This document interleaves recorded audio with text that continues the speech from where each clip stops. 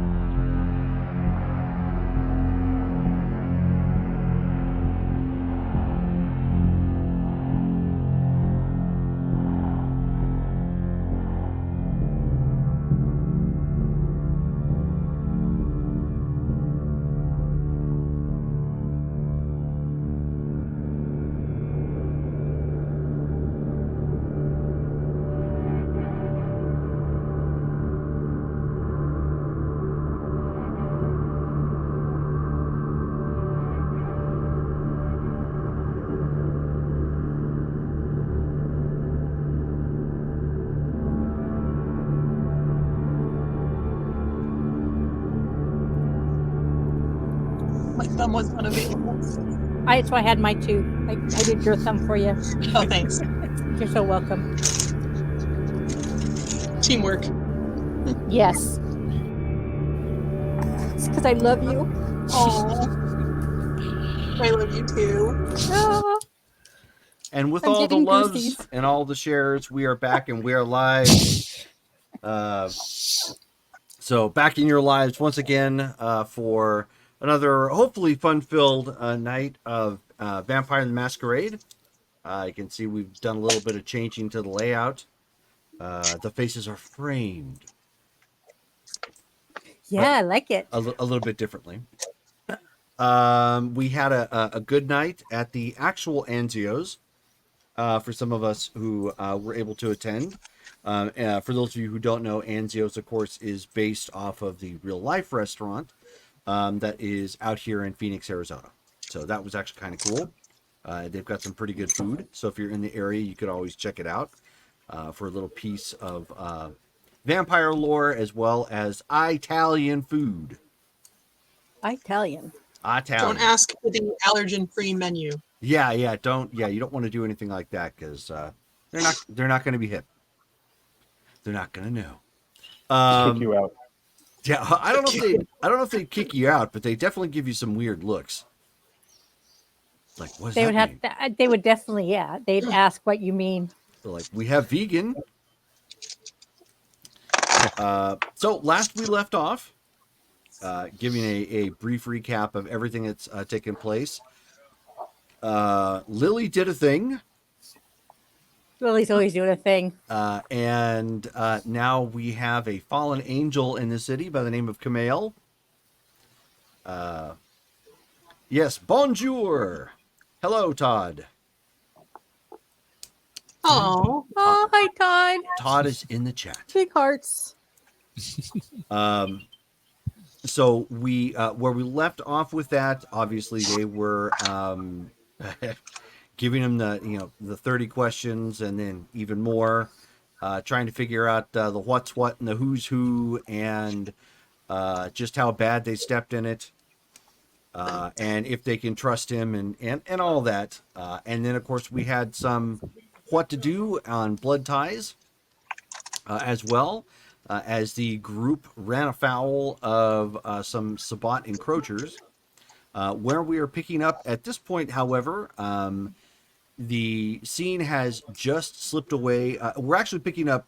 I know the time jump doesn't quite work as well as it should, but we're picking up right after we left off from the last Ashland by Night game. The group at this point had just not confronted, but watched Kamel confront Triel and get some of those details. Everybody at this point has split from that particular area. Kamel has let them know that he will be in touch. He has shared his phone number with everyone. Or those the angel has a phone. Yes. Yes, Samuel's. Yes, ma'am. Whoever whose body he took. Oh, Lawrence Jackson. Would I have his phone number by chance since he's part of the skulls? Even if you the didn't Southside have it, Souls? even if you didn't have it before, you could have it now. He offered it to anybody who might want it. Oh, okay. Oh, yes. 100%. So it is available for anybody who might need it or want it. So that's not going to be an issue. We did roll for XP too, by the way, on Saturday. So Mhm. for those that weren't there, it was 10 XP. Yep. Oh, wow. Yeah, birthday XP. Oh, I was like, I thought I wrote that down. I did not write that down because I was not playing. Yep, that is something different. That particular game happened to take place before this one. So we rolled XP there. Ta-da! Yep. So tonight, everybody has been informed that Paladin is going to be playing across town at a special engagement. to wit, the Baron is obviously going to be there. So if anybody wants to go and watch shenanigans ensue, or just take in a concert, you are welcome to do so. Of course, Lily would be there. Okay. She'd drag Ben. To And go to a Remus. concert or not, with Yeah. all of this stuff hitting the fan. Yeah, she would drag everybody with her. Uh, I'll send you what Sophie is wearing. As soon as I get it off of Pinterest. Oh, you have a picture to post, Hideki? Yes. Oh, okay. Gotcha. so this is Sophie's band is the one that's playing? Yeah, Okay. that's why she's dragging everybody with her. Oh, okay. I don't know I if don't we know. missed. I've got a bad feeling about this, but I'll go.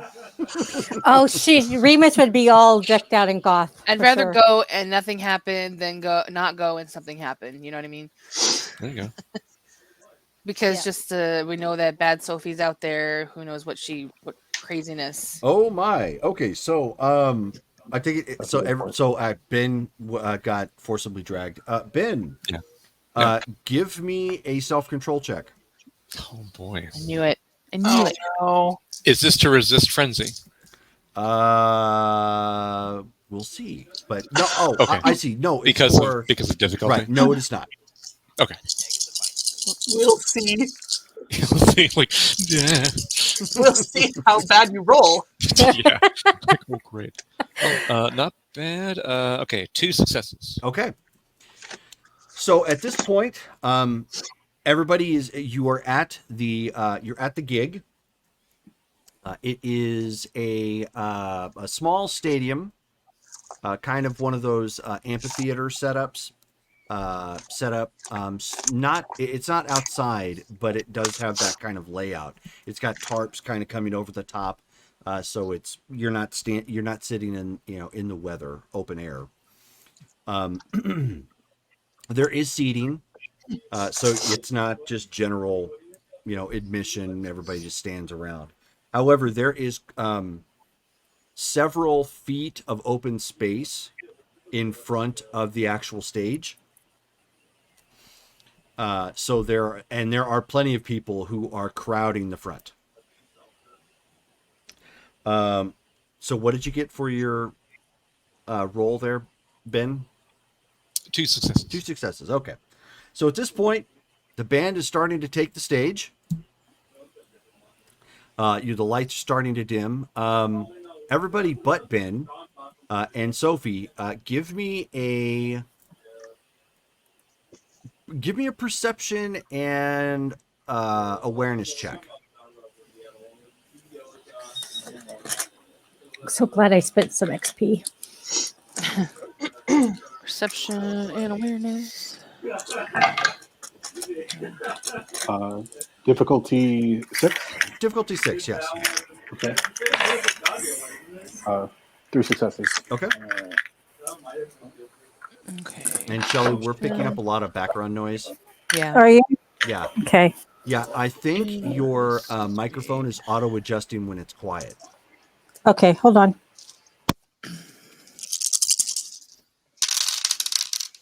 What's the difficulty? 6. I got 2 successes. 6. Okay. 1, 2, 3. Okay. So those of you who are not Sophie or Ben, as you're kind of from where you're sitting, you have a little bit of advantage, but vantage to where you can you're sitting a little bit towards the back, almost, so you're a little bit raised. Walking towards the front of the stage and kind of pushing his way through the crowd is someone who stands almost 8 foot in height, very misshapen, super muscular looking, and people are very terrified, but almost in a like, okay, we expected this to happen at this kind of concert sort of way. You don't even have to roll for this, Damaris. Someone came in horrid form. Holy fuck. And they're not being super polite about it, but they're not like being, violent about it. They're making their way and getting ready for a mosh pit. So Okay. people are starting to like give this person a wide berth. Do they think that it's like a costume based on what the looks are? Based on what you guys see, like I said, this sort of thing is kind of expected at a Paladin concert. So nobody, while people are like, whoa, that is like real, nobody is really freaking out like Masquerade Breach. So there is a level of cognitive dissonance here where they acknowledge the fact that this is here, but they're not flipping out like you would normally expect. Okay, so and correct me if I'm wrong. Isn't Horde Forb something that would cause us to roll a fear check or something like that? That is in LARP. Okay. So basically, mine is in LARP, I guess. Yes. In tabletop, it basically grants you, if I remember correctly, like additional intimidation. Okay. For obvious reasons. I'm gonna, if anyone's next to me, I'm just gonna kind of elbow them and just like point at it, like that's a horde form. Like that's ballsy. And the other thing that you notice is this person has like tendrils coming off their head.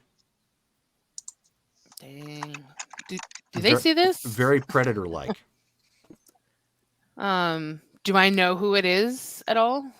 Can I tell in their horde form? Not from where you're at, no. Can I do heightened senses sight to? Sure. Absolutely. Zoom in. Give me another check. Perception and alertness. Difficulty 6. That's with your bonus because you're a little ways back. It's a little dark. Alertness. Okay, that's fine. 7. Wow, much better. I got 2 10s on that, so 2, 4, 5, 6. You do actually. This is Cameron. He was here not too long ago with the Archbishop of Vancouver. Yeah. Isn't he also a Tory? Is that a Toreador thing? I don't know. Oh no. I don't know. Rachel doesn't know. That is a Zamisi thing. Oh, it's a Zamisi thing. Oh, that's right. Yes. Guys, that's Cameron. The Zamisi from Vancouver. Do we know this person? He was at the solstice with the Archbishop, right? Yes. Yeah. Is this a bad thing? I don't know. You said a horde? It's a form that Zamisi can do that's pretty fucking powerful. But I mean, this is kind of expected, I guess. In this type of concert, it looks like he's about to go into the mosh pit. And now that you guys look around, there are people here who are treating it a little bit like Halloween, and they've come. Yeah. There's other people with like prosthetics or horns or whatnot. Like they've dressed up in a theme to come to this concert. So he's not, outside of the fact that he is, abnormally tall. You could almost say, okay, maybe he's on stilts. Like somehow he's got something going and there's enough of it to say, okay, that can't be real. That's a super cool cosplay, sort of look. Yeah. So I don't know if it's a bad thing that he's here, but I mean, I don't know if he's a fan of Sophie's. Does this stuff happen a lot at these? I don't think I've ever been to any of Sophie's concerts. I haven't been to any of her concerts specifically. I can't tell you for sure. It looks like he's here enjoying the concert too, but I mean, I don't know him at all really to be able to say that's what he's doing. Oh, Damaris, since you looked and focused in to catch his eyes, you can see that not only he has the entire band, their name flesh crafted into his back. Oh, he's a fan. Except for mine. Well, is Sophie's name on there? You don't see Sophie's name there, no. Wow. I'm new. You see Celine. Oh, Okay, so we did do that. Yes. Okay. Wow. Wow, Are and there I'm impressed. Like, Damaris is legitimately impressed with that. Like, he could just go out there like that and do that. is it common for others of our kind to kind of do stuff like this? Find any excuse to go in public and Yeah, be a spectacle? If like, is that normal? yeah. If you can get Yeah, away with it, you'd be No. surprised what happens at some of these concerts. like, didn't you see that? I mean, weren't you there for the Halloween up in the woods with the Jason mask thing? Uh, yeah, I was there for that, but that guy was That also a murderer. Yeah, but even still, again, it's one of those blended in perfect opportunities. People are going to think it's part of the act. Well, I guess I was more wondering like if that's common for us to do stuff like that in order to kind of get away with it by going to events like this, as That opposed. depends on you personally, if that's something that you would do to try to get your kicks off. I guess I'm just worried that this guy's going to draw a lot of attention to himself, and we're going Well, to end up that's at. why he's here, of course, in horrid form with the band names flesh crafted across his back. Well, yeah, He wants the attention. but we've already gotten like a series of painful slaps on our hands for masquerade breaches. Like, do we really need to be risking it for this? Okay? Go ahead and tell him he can't do it. I dare you. Lily's Sam? going to take a step back. Uh, I'm vampires not are going the to worst. stop him. He's not hurting me.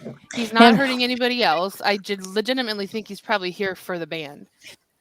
All right, whatever. I'm not in charge. I'll just find a. Is there a place to sit in this? I've Oh, never been to this venue. 100%. Yeah, you can sit. Yes.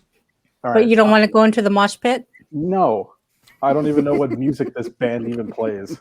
Gothic, What is that? Is that me, like, huh? like me. She's also me. Like, do you like? Are we talking Brahms? You talking Bach? Like what? No. So while you are discussing amongst yourselves at this point, so you see Sophie taking the stage at this point. You see the picture she posted in the chat. This is a very different Sophie as far as looks are concerned.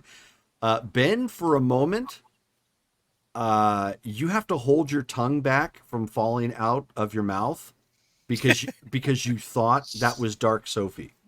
You're just like, oh dang, and then you're like, okay, no. Like again, your mind snapped back. You're like, okay, no, that can't be her. You know that Right. this has to be the Sophie that you know, sort of thing. But you're having some trouble separating the two, and even though you are in control, there's that little ping in the back of your head where your beast is like, I need to get with that. That tasted good. The dancing was fantastic. Like, I need that experience again. Okay. But you're in control. All right. And so at this point, they greet everybody. And the crowd at this point is, I want to say probably like 400 or 500 people. Pretty big local crowd. They're greeting, everybody here. A lot of diehard fans. You see a lot of band shirts, in the audience. Then at the others, those of you who are in the back, and Sophie, you can actually see this from the stage, given the fact that he's so close. Yeah, Cameron clearly made it down, and he's standing out because he's standing. But adjacent him, like the other side of the crowd, you see a gargoyle. Nice. Oh, by the way, since the viewers are not in our chat, see. Oh yes, Yeah. there you go. There you go. I'm looking at my costume too, since I knew this was a goth concert. Oh, yeah, Lily would have dressed up the guys in goth. Sure. Okay. Oh, that would have been uncomfortable. So, Remus, if you were dressed up goth, I guess if you went with it, you're probably like black shirt, black pants. That's probably the You know, extent of it. Like, yeah. yeah, he's not going to put makeup on or anything. Oh yeah, sure, no problem. So with that being said, they actually you can hear some crunching of guitar. Go ahead and roll your performance roll, Sophie.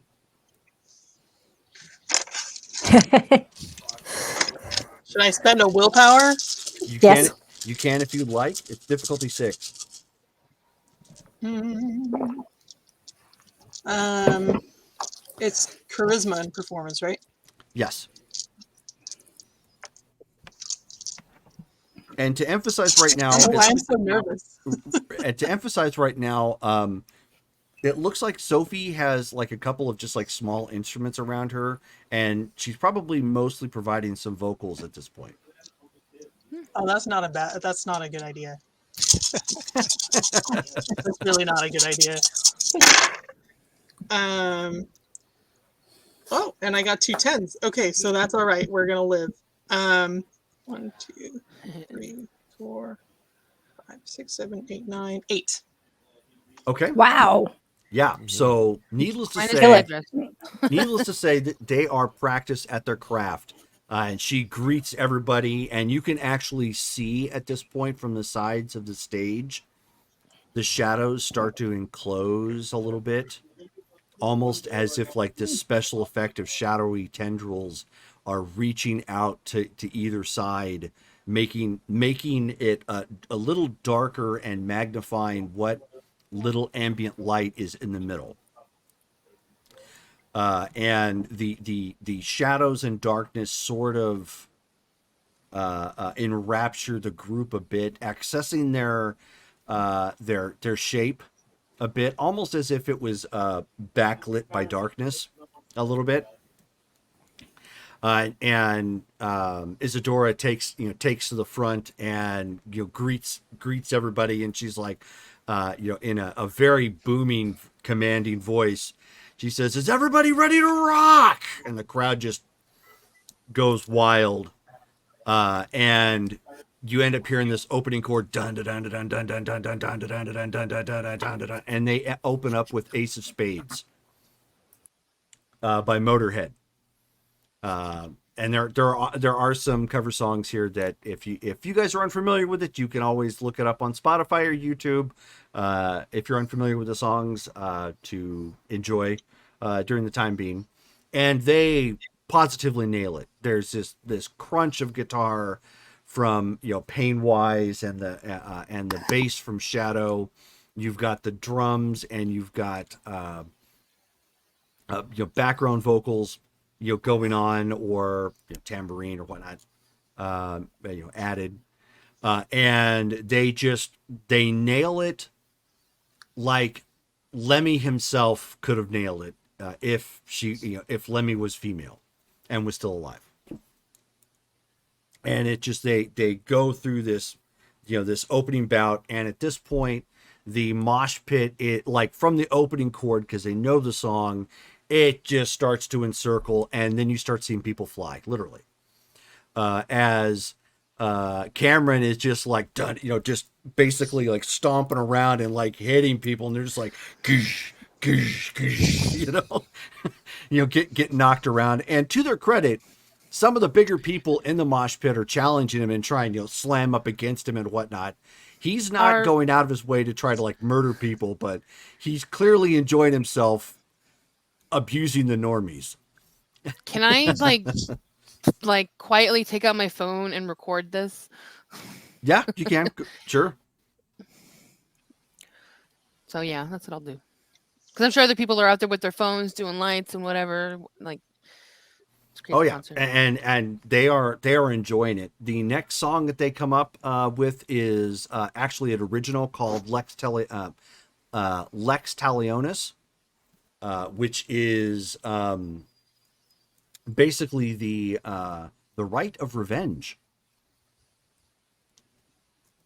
The lyrics to this particular song, since it's an original, is very intensive. Those of you paying attention, it's clear this as it's an original. This is one of the songs that they specifically designed to provoke the Camarilla. Judging by some of the things that you're hearing.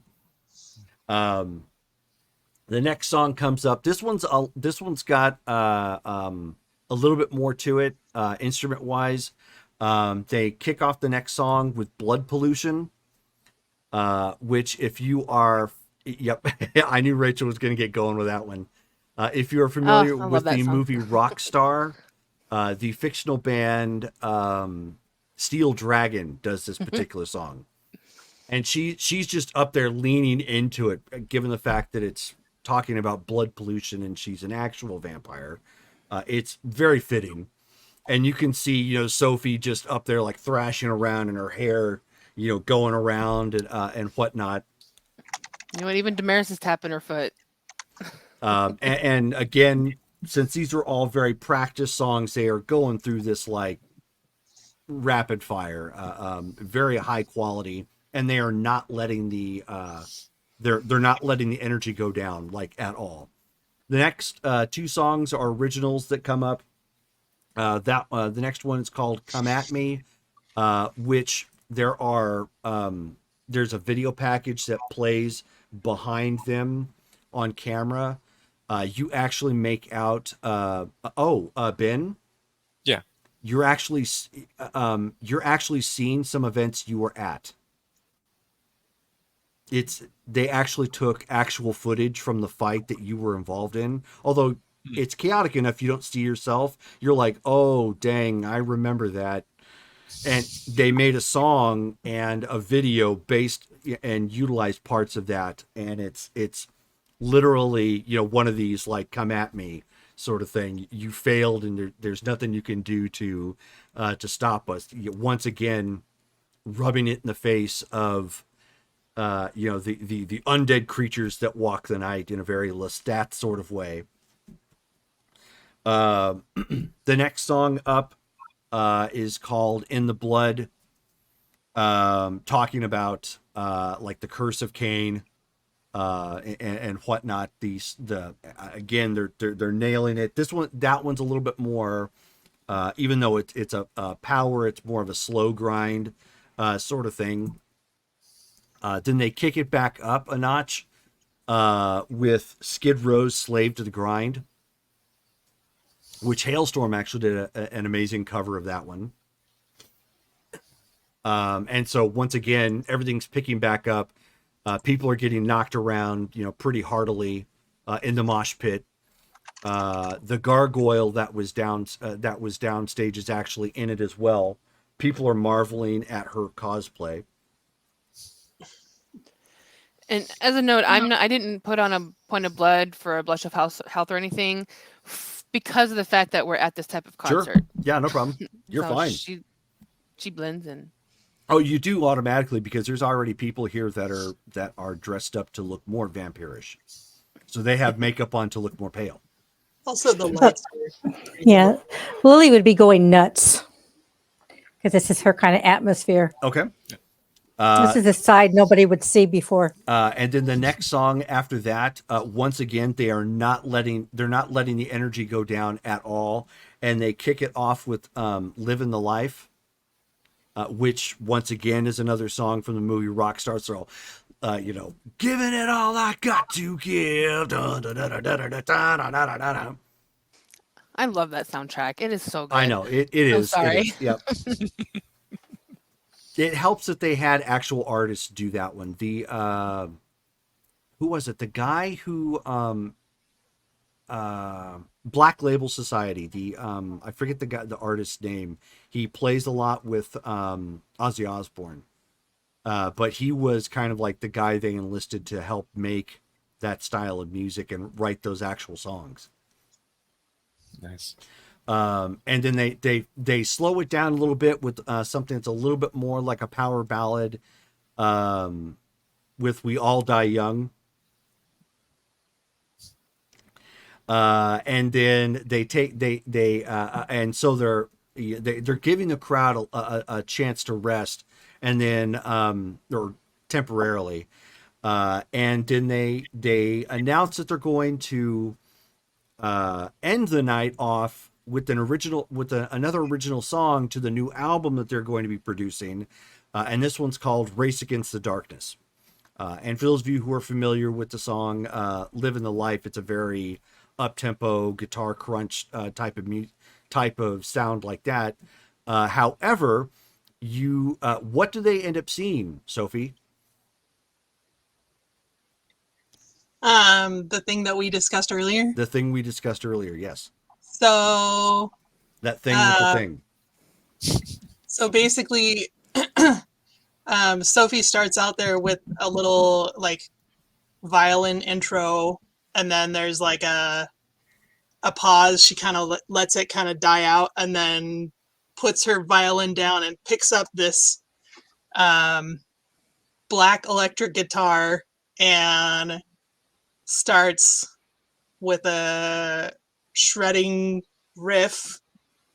And FYI, Sophie is a professional violinist. She had no training in guitar until very recently. So this is like a big secret surprise that she's been working on. Damaris recording. Yep. Go ahead and make your performance check again. Ooh.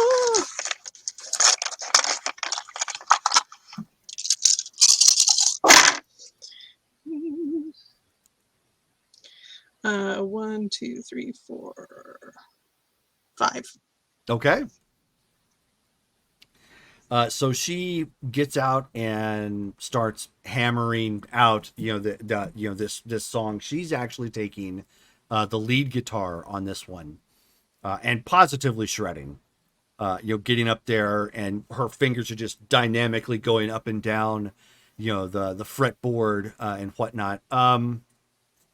Since you are actually kind of into music, Lily, give me a wits and investigation check.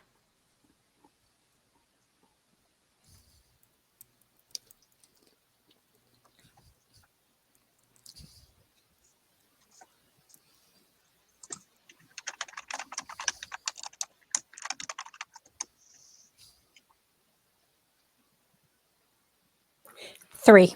3? Okay. The guitar that Sophie is playing looks pretty familiar, but not to Sophie. So whose is it? It's what do you want to tell her, Sophie? No, you can go ahead. So if your memory serves, that guitar is Black Beauty, which, if I recall, that's the one that Jimmy Page used to have, correct? Yes. Nice. So she's going to be wanting to know how she got that. She's going to want to touch it, She might let you. caress it. So and at that point, when the song finally ends, there's some pyrotechnics that shoot off and issue off into flash pots and whatnot. The crowd is going nuts, and they're at this point they're screaming for an encore. And Isadora kind of looks back and forth to everybody, to see if to play it up a little bit, and then she holds up, one finger, kind of holds it up in the air, and then you end up hearing this high note,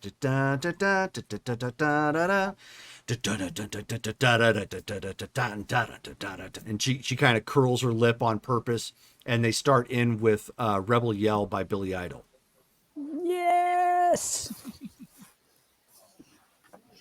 And I mean, it's clear at this point, I mean, given the fact that she's a Toreador and has been doing this for quite some time, like if she wanted the crowd to go eat pine cones at this point, like they would just run outside and go find pine cones. Like they are just the band has got them wrapped around their little finger, and they're going nuts, just throwing up the horns and thrashing around, up front, to this 80s, seminal 80s classic. And then as they finally finish up, smoke rises up from up into the air from smoke machines, and then in an instant they're gone. Nice. Totally rad. And then the shadows start to the shadow effect starts to recede. The light kind of emanates a little bit, and they're still hoping for another encore and cheering and and whatnot. But at that point, the set is done, and I'm watching Cameron. From those of you who are kind of up, back, in your group, at this point, you've at this point you've got some they're crowded around, and people are they're cheering, and some people are running some people are running over to go get stuff from the merch booth, to get like first in line. But there's actually a small crowd starting to gather around Cameron and the gargoyle, which, if you haven't figured out yet, is a Gaia. They're like, people are starting to get around him. You can see some flashes going off as people are trying to take selfies with him.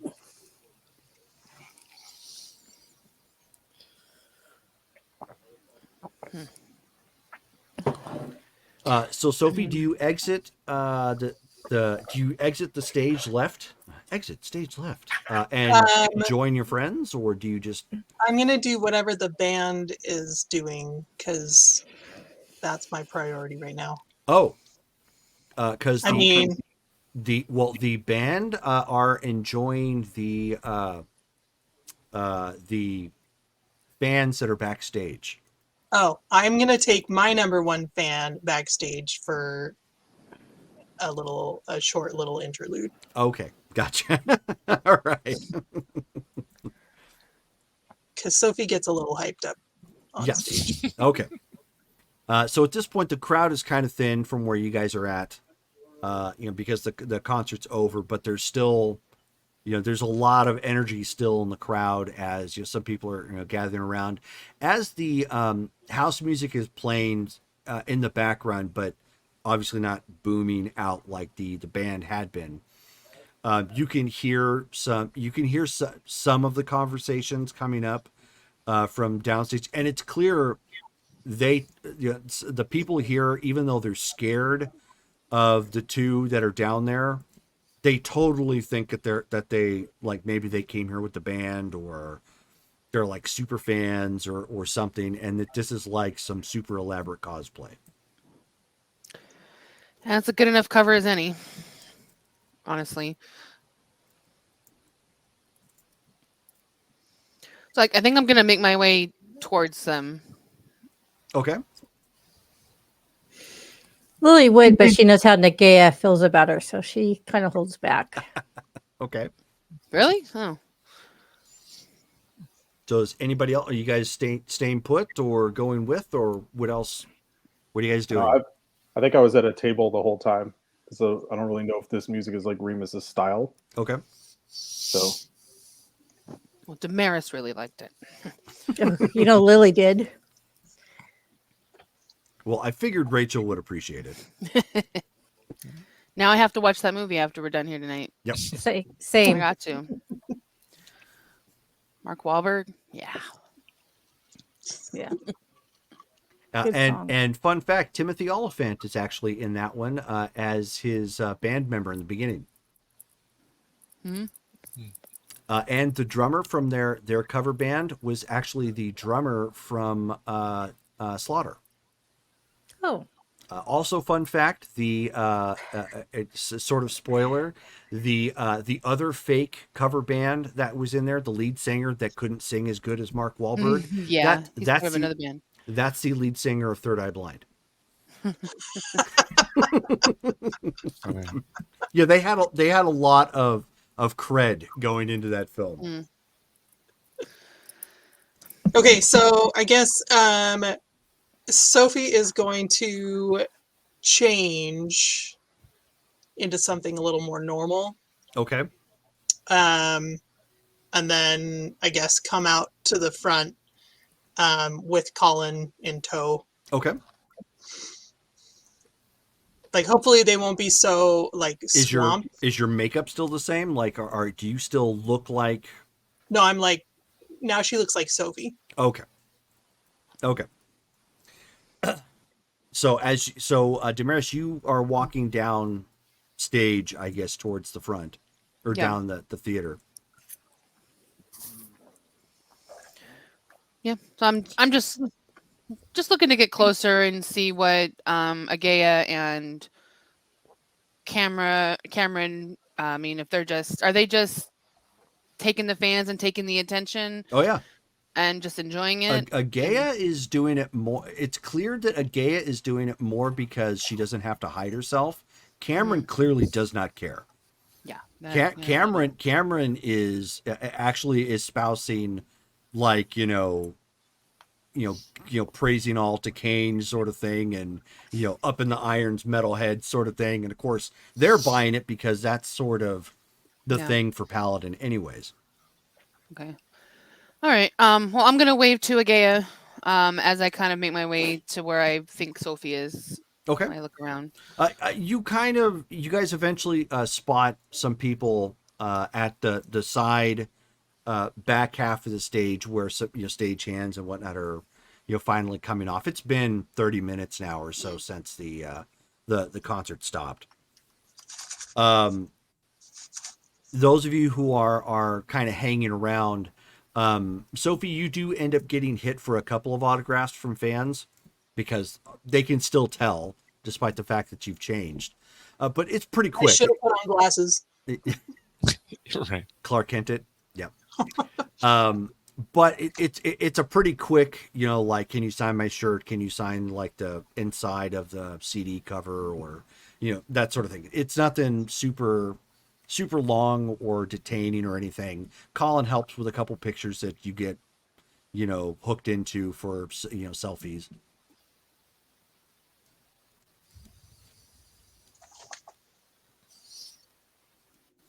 Do I see the friends? Yeah. You see Lily, Ben, and Remus kind of all sitting around, one another. You don't see Damaris right away. So I guess I will make my way to them and just be like really excited. That was awesome. Yeah? Yeah, you guys are going to have to play at my club. I'll see what we can do. Yeah, you know what you're doing, man. Look, I even dressed them for the occasion. You look almost like you came here by choice. Yeah, Remus is just in all black. Yeah, he could probably pass for a fan of Johnny Cash. Ben has like that and like, fishnet glove. Sort of like, at best. So it's like he's a little bit more Eyeliner. goth, but Remus is just all in black and probably looking a little confused. So typical Remus. It is his first day. Yeah. I think he would ask you, like, did you all write all those songs? Like, Oh, no. I mean, Isadora and the others have been at this for a while. But I did help write that last one, and there's some things on the new album that we've been working on together. So Plus, some of the songs they did were covers. what's They a didn't cover? write also that. It's when you do somebody else's work. Oh, okay. It'd be I like your Bosch or Mozart, somebody else doing Mozart. That would be a cover. okay. Yeah. Um, Do you know you had a fan in the audience? She points over to Cameron in all his horde form. oh, I didn't realize that was him. Oh yeah. I've never seen him like that before. Truthfully, I can't really blame him that much because if you want to feel free, this is kind of the place to do it. Hence, she's not doing any blush of health herself. She looks a bit feral her on her own. Yeah, I mean, I hope he kind of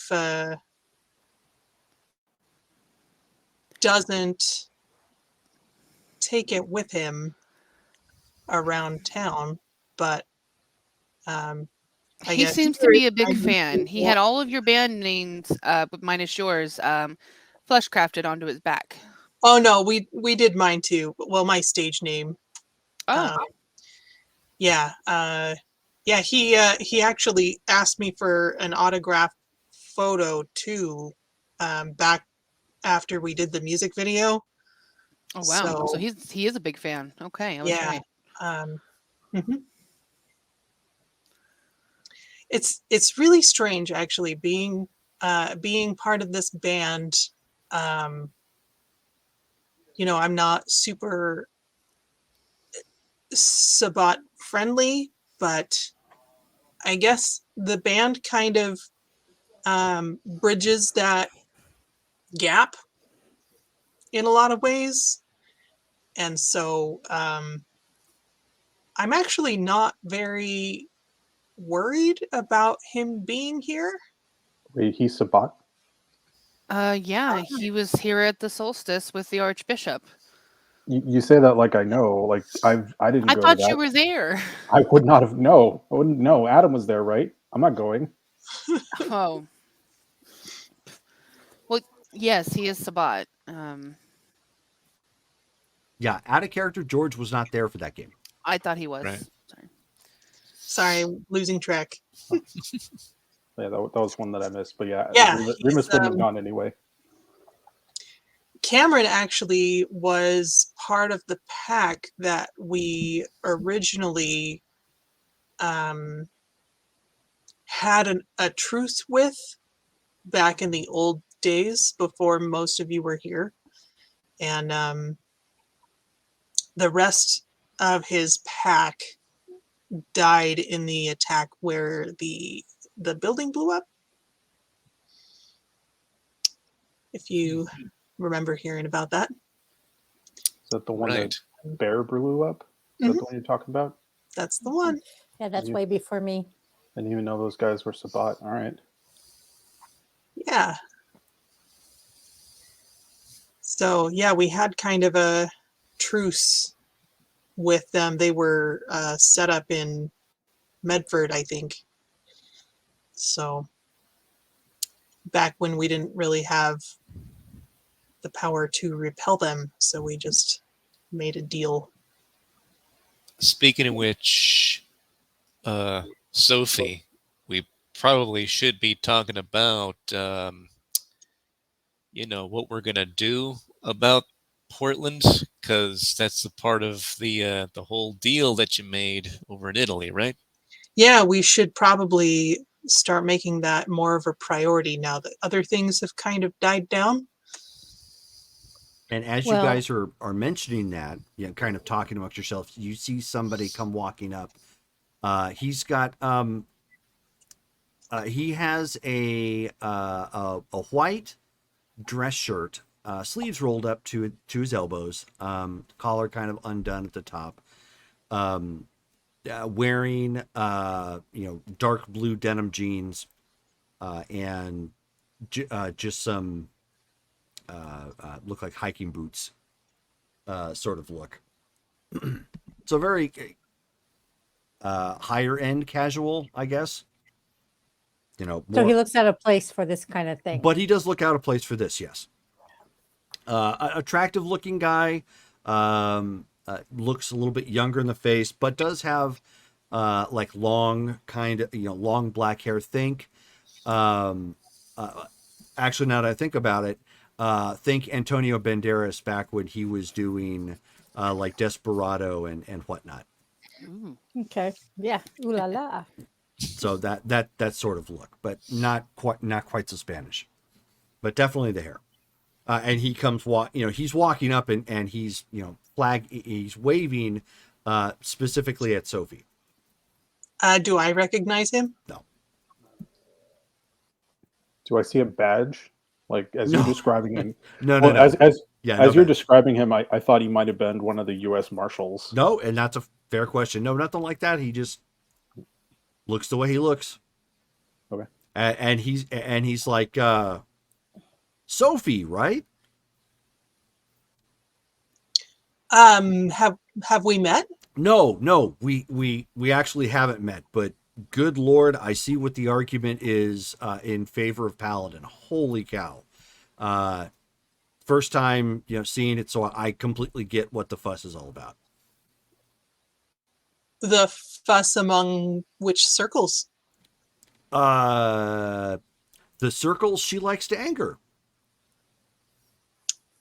I take it you're from out of town? Yes, actually, funny you should bring that up right away. But yes, I am actually from out of town. My name is Crassus, Alistair Crassus, not Alistair. Alistair. I know some people they get that wrong sometimes. It's close. It's a Scottish Greek thing. Oh, well, welcome. Oh, thank you. I'm Glad you probably. enjoyed the show. Oh no, it was amazing. I mean, again, I fully understand why, but it's a little different taking it in directly than it is word of mouth, obviously. But I'm actually I am here on some business. I'll probably be in town for a couple weeks. So I actually am here on behalf of Lucinda.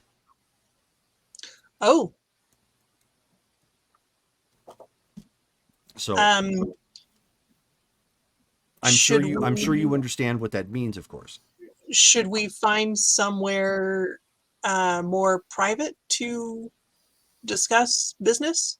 Probably, yeah. That would probably be a good idea. Did you have a preference? I can follow you. That doesn't make any difference to me. I'm going to look to Damaris. She'll nod. It's Okay. always open.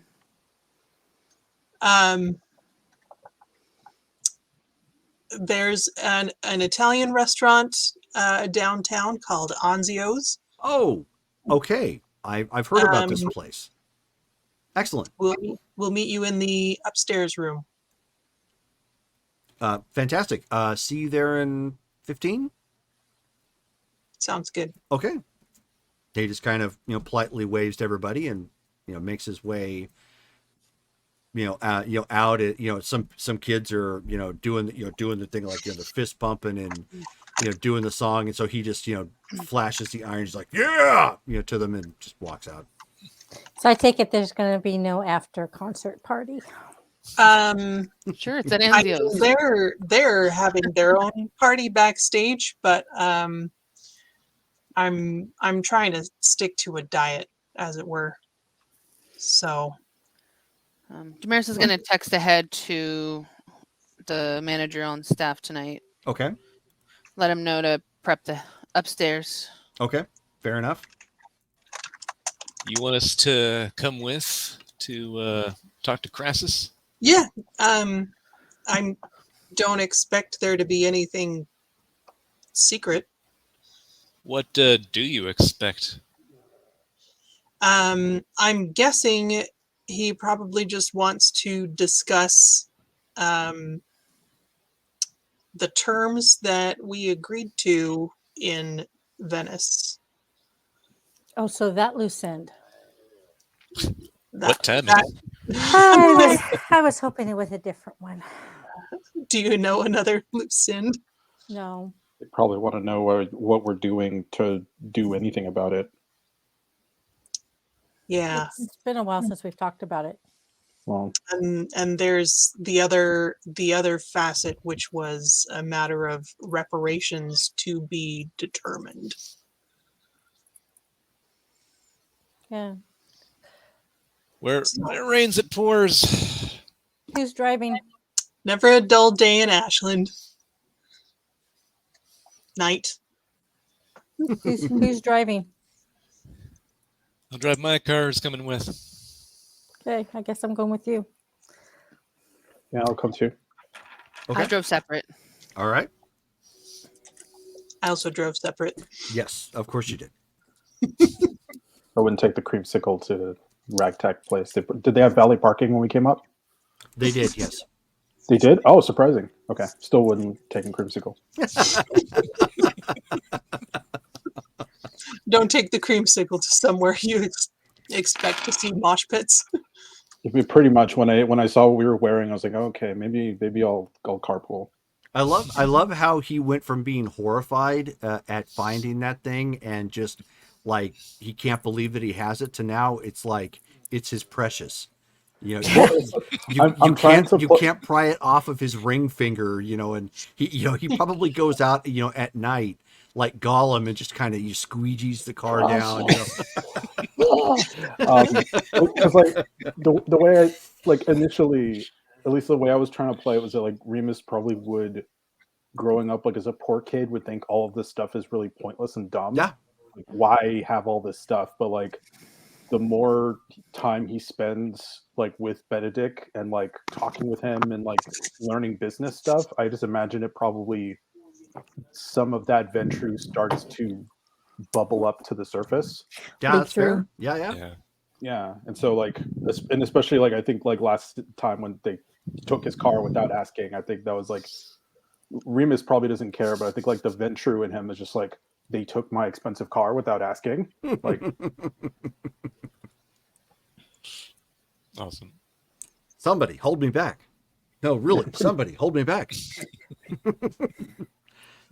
So, scene change. You guys collectively get in your vehicle. It does take a little bit longer to get out, obviously, because everybody is leaving the site. But beyond that, a quick jaunt across town to downtown Ashland, and you are now at Anzio's with your vehicles, collectively parked. He's already waiting upstairs for everybody when you first come walking in.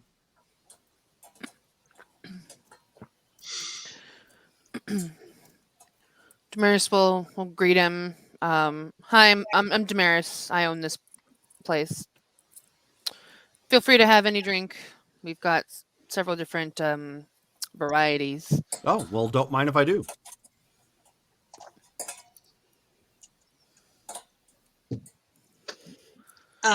Would Colin be joining us? Yeah, he's there, but he's just going to be, quiet. Eating some Italian food in the background? Probably. He's doing the salmon bar like an arrow, just like working out his muscles. We just set it up in the back of the room just because. Yep. Yeah, just for, a non sequitur for him in the background just to go do something. Does he do that all the time? Yeah, it's just a thing. Whenever we're in a conversation, he just goes and works out. You think those abs happen by accident? Yeah, all 12 of them. Sophie has to turn her back so that she can pay attention to the conversation. And he says, thank you for seeing me on short notice. I, understand that you know why I'm here then. Yeah, so what specifically have you come to check on? Well, everything at this point. Lucinda obviously hasn't heard any word. There hasn't been any progress that we have noted. So I have been assigned at this point, and I'm going to be monitoring the progress, and based upon our conversation tonight is going to determine where we go from here. So much for that high. Can we just eat him?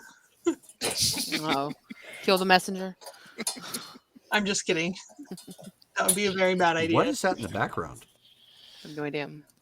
That Well, it might metallic be sound. me. Oh, okay. Sorry, that's me. Okay. Fidgeting. Okay, well, trying to remember what Sophie knows in character as opposed to Trudy knows a little more about Portland than Sophie does. Well, for the time being, we've had our hands full in town, so we haven't put a ton of inroads into our neighbor to the north. As I recall, we had yet to establish any specifics about the financial aspect of the agreement. Do you have anything to elaborate on that point? Bricks of gold. It's something the elders are getting into to try and stay away from electronic currency transfers. So they're monetizing it physically. Okay. And how would you prefer those to be transported?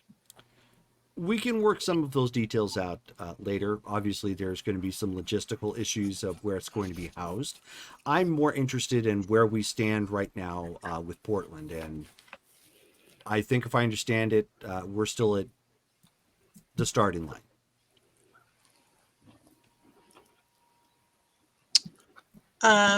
Somewhat. Okay.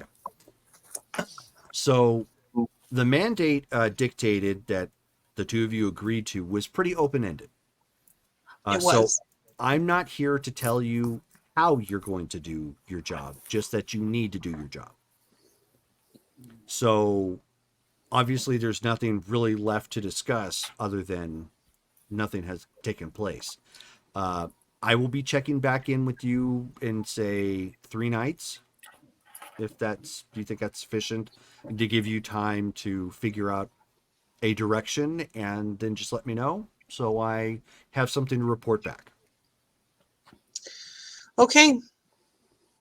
Do you have my contact information? I do, yes.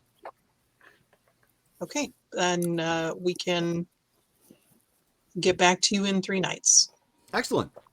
And so he just, takes his drink and finishes it off at this point, and just politely waves to everybody. It was nice meeting you all. And again, fantastic concert. I am honest and sincere when I say I get what the fuss is about. Thank you. You're welcome. And so he just walks off.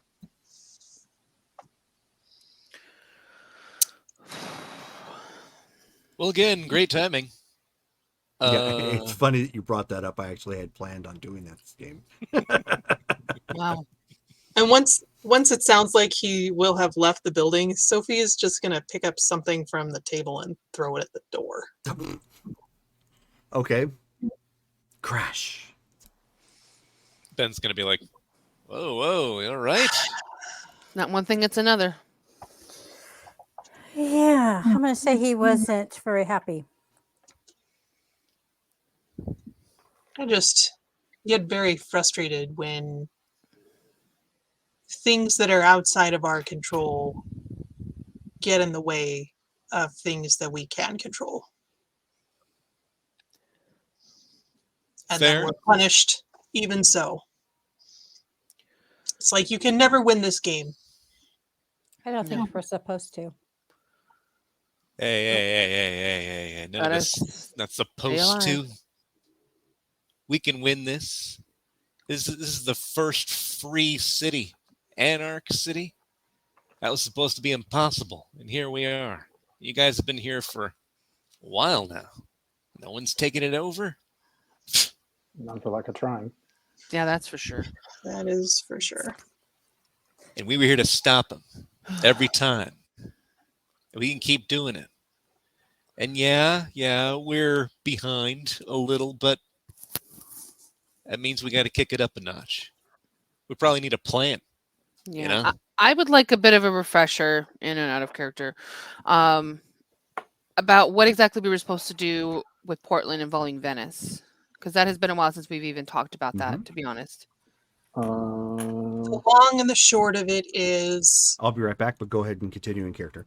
we need to get the Sabbat out so that the cam can move in. So in other words, we're doing the cam's dirty work. I mean, that's all we ever do is other people's dirty work.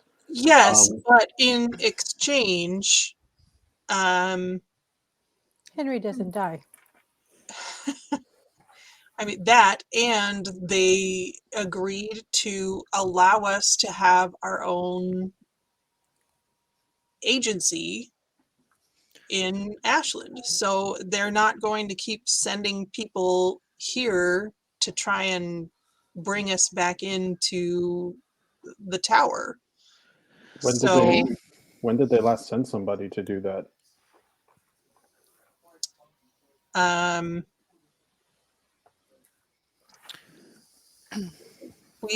It's been a while, but Benedict was actually sort of part of that.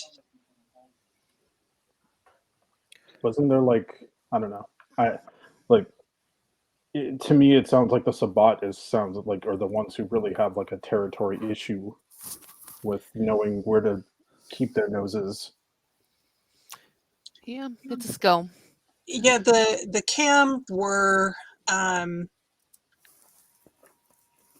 have basically treated anarchs as rebellious children that need to be controlled and disciplined and taught the proper way to do things, and never given the opportunity to just play it out.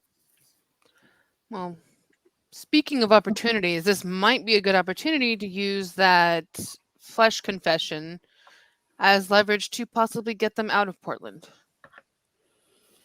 Are you ready to give it up?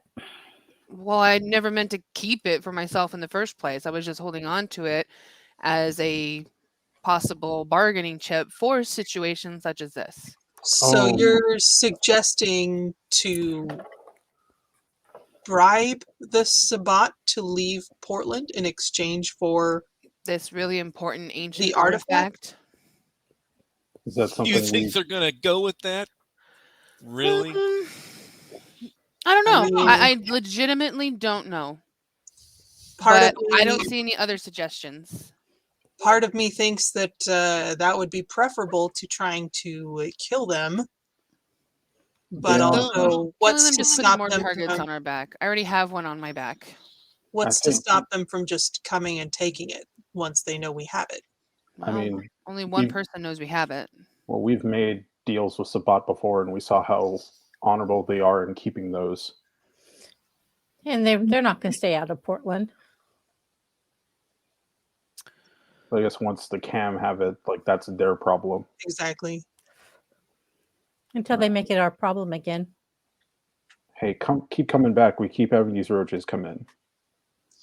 Well, my understanding of what's happening in Portland is pretty limited because of the hunters that have been active up there and in the area. Like all of Colin's sorcerer's friends have been just keeping their heads down. Weren't we trying to reach out to them to see if we had any friends to call upon? Yeah, at one point. Yeah, Colin chimes in at that point and he says, "No, we have been. But therein lies the problem. The covens are pinned in between the Sabbat and the hunters that are up there. They make too many moves, one or the other is going to get them." Do we know anything about what kind of hunters they have? I just know that it's one of the government agencies. Is it the same people like the marshals? I don't think so. I think it's ATF.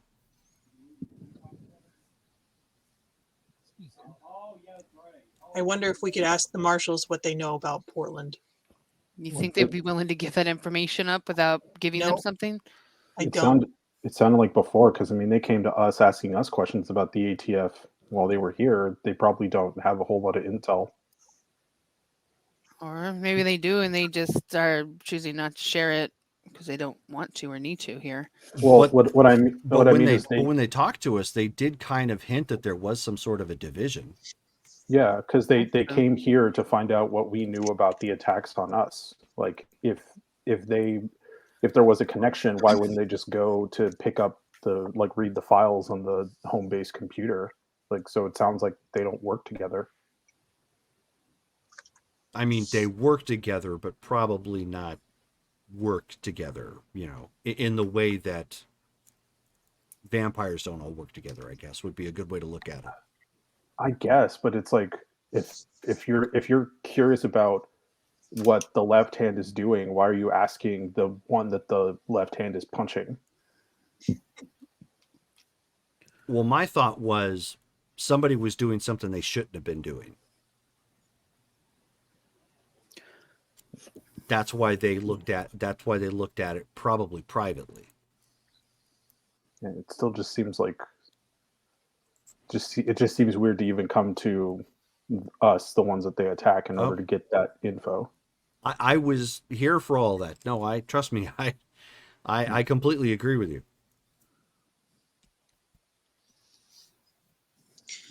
So,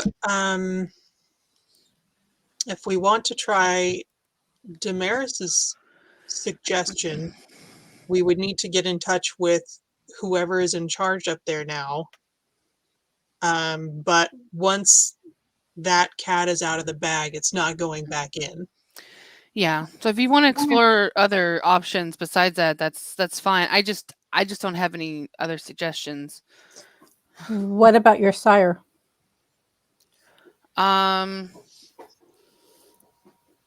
He's the one that knows I have it. I know, but if you promise to give it to him, would he help us clear it out? I don't honestly know on that. That sounds the way that sounds is that you're basically asking him to, Betray his own sect. Well, maybe he could do the negotiations for us. Is that his sect? Are they the ones up in Portland? Do I know that, Jerome? If Killian is in Portland? No, Killian's not in Portland. He's the Archbishop of Arizona. Yeah. So, yeah, he's not the Archbishop up there. He's the Archbishop of Arizona of the Sabbat here. But would he help you negotiate? He might. I can absolutely ask him, but again, you guys know my feelings on trying to involve him as little as possible on stuff like this. But considering we're dealing with now trying to get a whole sect out of a city, I guess I can talk to him. He's probably also not going to be too happy. I'm assuming that he's not going to be happy about us trying to clear out a Sabbat city for Cam to move in. Exactly. Well, why would they willingly give that up? I don't know. Well, and I don't think he'd be very pleased with you if you gave the flesh thingy to other Sabbats instead of him, because it sounded like he wanted it. Of course he wants it. He's, like me. Like, anybody that loves history of their clan, of their sect, of everything. Get that. Yeah, I get that. I mean, I'm Tremere. But I just know that my own sire would have been pretty upset with me if I was to give up something like that, to knowing that he wanted it and I gave it to somebody else without involving him. I don't really want to play favorites right now on who should get it and who shouldn't. I want to use it wisely. Do you even know what it's for yet? Or is it just writing? It doesn't do anything. It's a confession. It's history. It's an artifact. There's no magic to it other than what was used to carve all of that into the flesh. But it's not like we would be handing over like a nuclear bomb to No, psychos. no, nothing like that. It would be like if we found George Washington's private diary. Well, true, but you never know. We found it in a cave filled with a glass, a mirror with an angel in it. Black bad rock bad Yeah. black, whatever you guys called it. Hey, Stony. Let's get it right. Stony, he's a good guy. I'll praise Stony. But anyway, I don't think he likes that nickname. Who's Stony? Well, he's not even Stony anymore. So So the confession. There's nothing hidden in it. There's no codes. I will It's re-examine just it later, history. but I've been looking at it for, since we got it. Because don't give it away or auction it or use it for a negotiation until you get everything you can from it first. And I right? plan to do that. I am looking at it thoroughly. I am examining it, but that takes time. As far as I know so far, it does not contain any magical abilities. Just again, the significance of what it is and represents. That's all. So you still need time to study it. Well, yeah, I always want time to study it. I guess Okay. we could have asked Stony about it. Who is Stony? Yeah, I'm he's Camille. Camille, the fallen angel. He Okay. came out of this. Yeah. I don't know that he would know anything about it, but I suppose it's always a question that could be asked. I mean, he was in the same room with We it. already know what it is. I already know what it is. Okay, so besides the artifact, what other options do we have? Besides going in and slaughtering them all. Because I can't see the 6 of us doing that to begin with. How many? Do we have an idea of what we're looking at? How many Sabbat are in? don't know. That's not how the Anarchs do it. Come on now. It's we're not the Cam and we're not the Sabbat. We're not going to create an army and siege a city. It's hit and run. Guerrilla You got to tactics. separate them into small groups, and we keep hitting them, and we keep hitting them, and we don't let up. There is one pack out here that made itself known. One death to die. That's right. Yep. What does that mean? Is that like a James Bond movie? No. Sophie wasn't here. That's the newest Sabbat pack. Jeremy is one of the members of it, and he's the guy who's been trailing Trish, one of the newcomers here. Yep. Oh. Yeah, and they were very villain tells their story sort of deal by just saying, and this here is Asa Whitman, Carlo Hasser, Irene, Tweaker. Like, they just gave all their names. He's very much into monologuing. Yes. He's watched way too many She Shagged Me, They're- whatever movies. They knew who I was, and because they called me a traitor, which is fine. And they're Is in what it is. Portland? And they are here in Ashland. Right? Did I get that? So we get to trial run the pounding them into a corner strategy. Well, we'd be doing Trish a favor. Oh, speaking of newcomers, we have a Giovanni. There are lots of Giovanni. Oh no, here. no, we No. have our own Giovanni. Madeline. I didn't get her last name. Rossellini. Yeah, she introduced herself the other night. Basically, she's here as sort of a Like a I don't really liaison. know I guess a liaison. I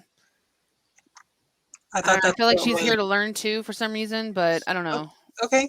I mean, they kind of come and go, I guess. It's Well, she'll be around, I guess. family business. Okay. Is she a member of Trudy's family? I don't know. I don't. Do Giovanni is that one big family, or is it like kind of like the other things where there's like different families in different places? I think I it's don't know. the latter, but they're all one big family. I mean, we've had a few of them work with us. Trudy's not Giovanni though; she's Ventru. Wait, what? She's always with them. I thought she was one. Well, you're talking about like guilty by association. That's just not how that works. No, I don't like you like. I feel like everybody forgets every couple minutes that I didn't get the Vampire Handbook when I. That is true. I'm not gonna lie. I do forget that because you have I this other think- vampire in you that has been around for a while, and I feel like you listen to him a lot. Well, I don't know much about the interactions, but I think you may be thinking about Trudy is sort of seeing Malcolm, who's the Giovanni Dawn here. So I think I I didn't don't know know. that. Maybe there's an understanding going on. I don't know. I try not to look too close about the Giovanni because they leave us alone for the most part.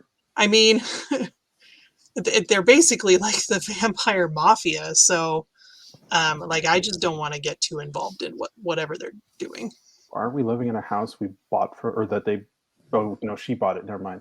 I also have a hard time telling. Like, I mean, aside from Henri, I would not be able to tell you what clans you all are a part of. I honestly can't tell. Really? I don't know them well enough. I know mine, and Do we need to have a primer? to get the birds and the bees of vampires. I'm a Toreador. Okay, and that's what. Tonight was a very good indication of what we're about. Okay, loud music. Art. Good music. Art performance. Pretty much all artists. Isadora was up there too. Is she one as well? Yes. Okay. That's why she liked your creamsicle so much. Oh, all right. We like pretty things. Well, Why do you think Sophie's so enamored about boots? Enamored by she, what? Shoes. Boots, shoes, Boots. I was like, whose boots? because my boots. P.S. P.S. Look what Rachel gave to me the other night. The shiz. book of shoes. Nice. That's funny. Obsessed. Yep. It's a super fun book. All about shoes. I like history and stuff. Awesome. It's very fun. Okay. Thanks, Rachel. You're welcome. Right. It might be easier if I think about it in terms of cliques in high school. So Toreadors are the rich kids. We're not the rich kids. We're the That's Ventru. You're the art. They're the art kids, the art students. They're the drama geeks, band performers, Okay. drama, art, art like in drawing, painting. And then you have the Bruja, who are the bullies. Okay. They're the Well, meat shield. Hey. The meatheads. I'll give I him mean- a little wink. really? Okay, like half of them. But Ben's like the nicest vampire here. They're the But, badass poets. Put They're it that the way. ones that like to bust heads. And then So, give you so poetry. slam poets? Magic Man's got it. Nice. and then Call him Magic Mike. That's a good nickname for him. Oh, then you have Colin's like, Tremere. yeah.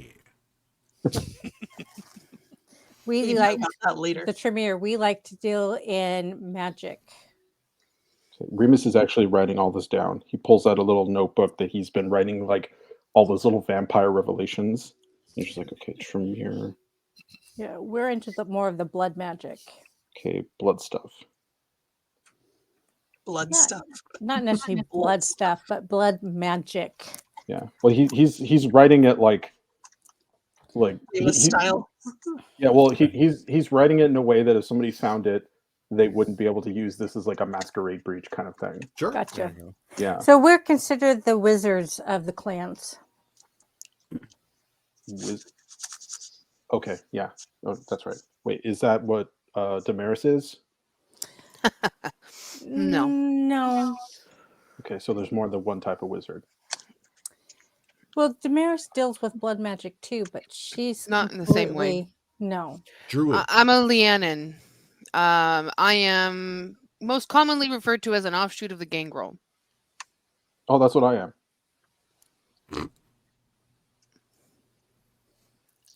Yeah, so Yeah, you she'd be like almost your never cousin. see any Leannans. So you could just think of her as a cousin. Oh, that's scary. Okay. Yeah, Leannan are supposed to be super rare, and yet we have like a dozen of them here. A dozen. I'm just being facetious. You've got a few that are just nicely balanced and powerful. And then you have the Giovanni, which she already said were the mafia. They're mostly known for They play with the dead. necromancy, or specifically in their blood magic tends towards working with wraiths. So there's 3 wizard types. Okay. Pretty much. And they like incest, from what I've heard. I'm not sure about that specifically, I but was they like, is are that relevant? they embrace from, like, they have a human families, like they like to embrace from their families. Yeah, it's not just a clan, but nearly all of them are literally Giovanni, the family. Right. Okay. Remember, Giovanni liked the Olive Garden. When you're here, your family. What Oh my do you God. know? You just compared Giovanni to Olive Garden. I mean, Whatever works. unlimited breadsticks. What And do you you know know about the about- Ventru, since your Oh. uncle's one. Right. Yeah. What do you know about Ventru? Likes to tell people what to do. Well, this is true. They're they the do. rich That's kids pretty that much can The control business people. suits. Yeah. Oh, The, the the gold blue, but toilet. they think that they're the kings. They like to be in charge. Very good with money, generally. Yeah. and Very they good do. with crowds of people and effects. You know, Almost all the cam princes seem to be Ventru. makes Good with money. a lot of sense. What do you know about Gangrel?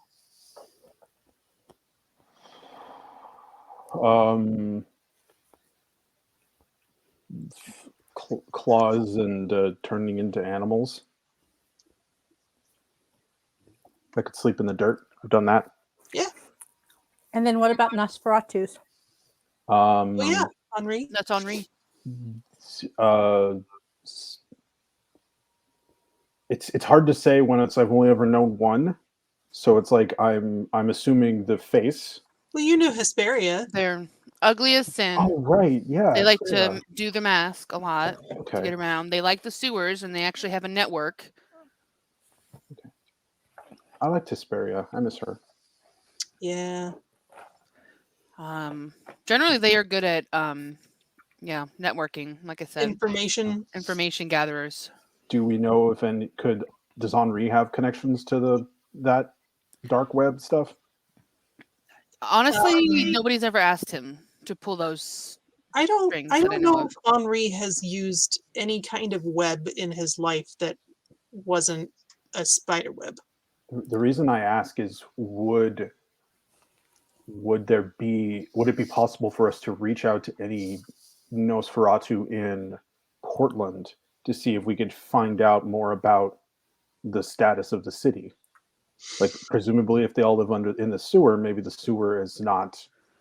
Well, that's not exactly neutral in that sense of you think that a Nos in another city that devotes itself to the Camarilla is going to feed information to an Anarch city, an Anarch member? Well, I mean, they might do it if they know that we're there to help free the city for the Cam. Why would for Randolph Scott? Randolph Scott. You too.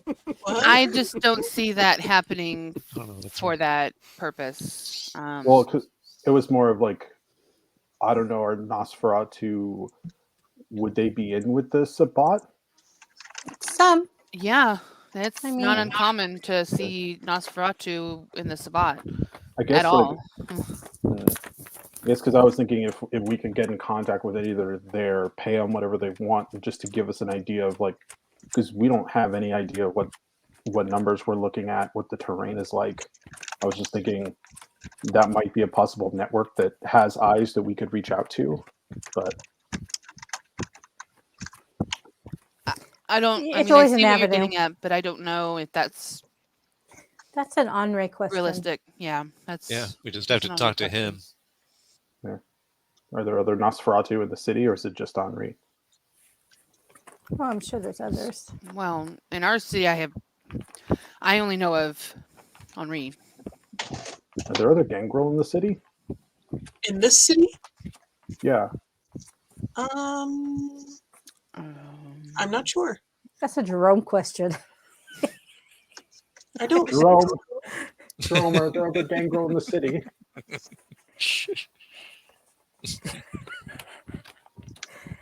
No, he's busy. I'm not. I don't think I know any other gangrel here.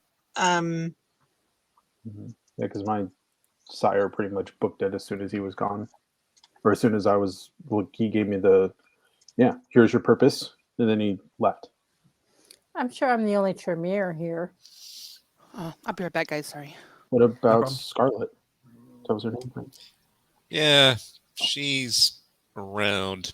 She has these spurts where she's gone for months on end. There was a time when she was gone for 2 years. I was about to Really? leave, and then she just came back. She's an anarch as well. Yeah, they Oh, came yeah. to town together. Yeah, we've been traveling long Yep. time. Well, just because we're rare, usually Tremere don't leave the Camarilla, at least not alive. There was No, also She did it a long time ago. because No. you.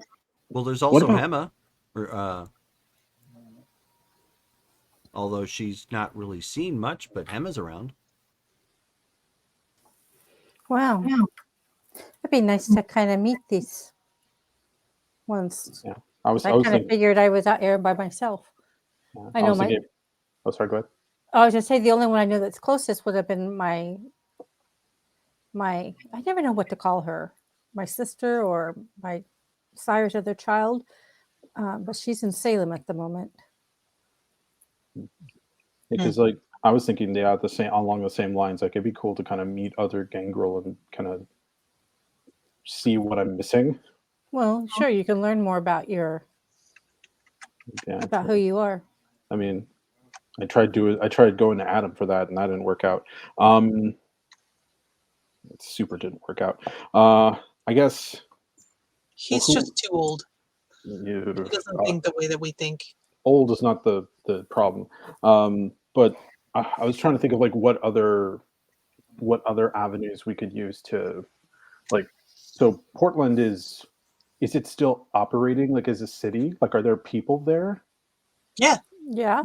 Okay, because like Yeah. the last I heard, it sounded like it was some sort of like end of the world cataclysm kind of thing. But like people are living and working there still, right? Well, yeah. Do we have I assume so. Do we have connections in the police? Like I know a police officer, but could we have somebody reach out to a contact out there that maybe is in the know? Like wink, wink, and can give us an idea of what the gang fights are looking like. You know, a group of about 100. Lily's gonna look over at Ben.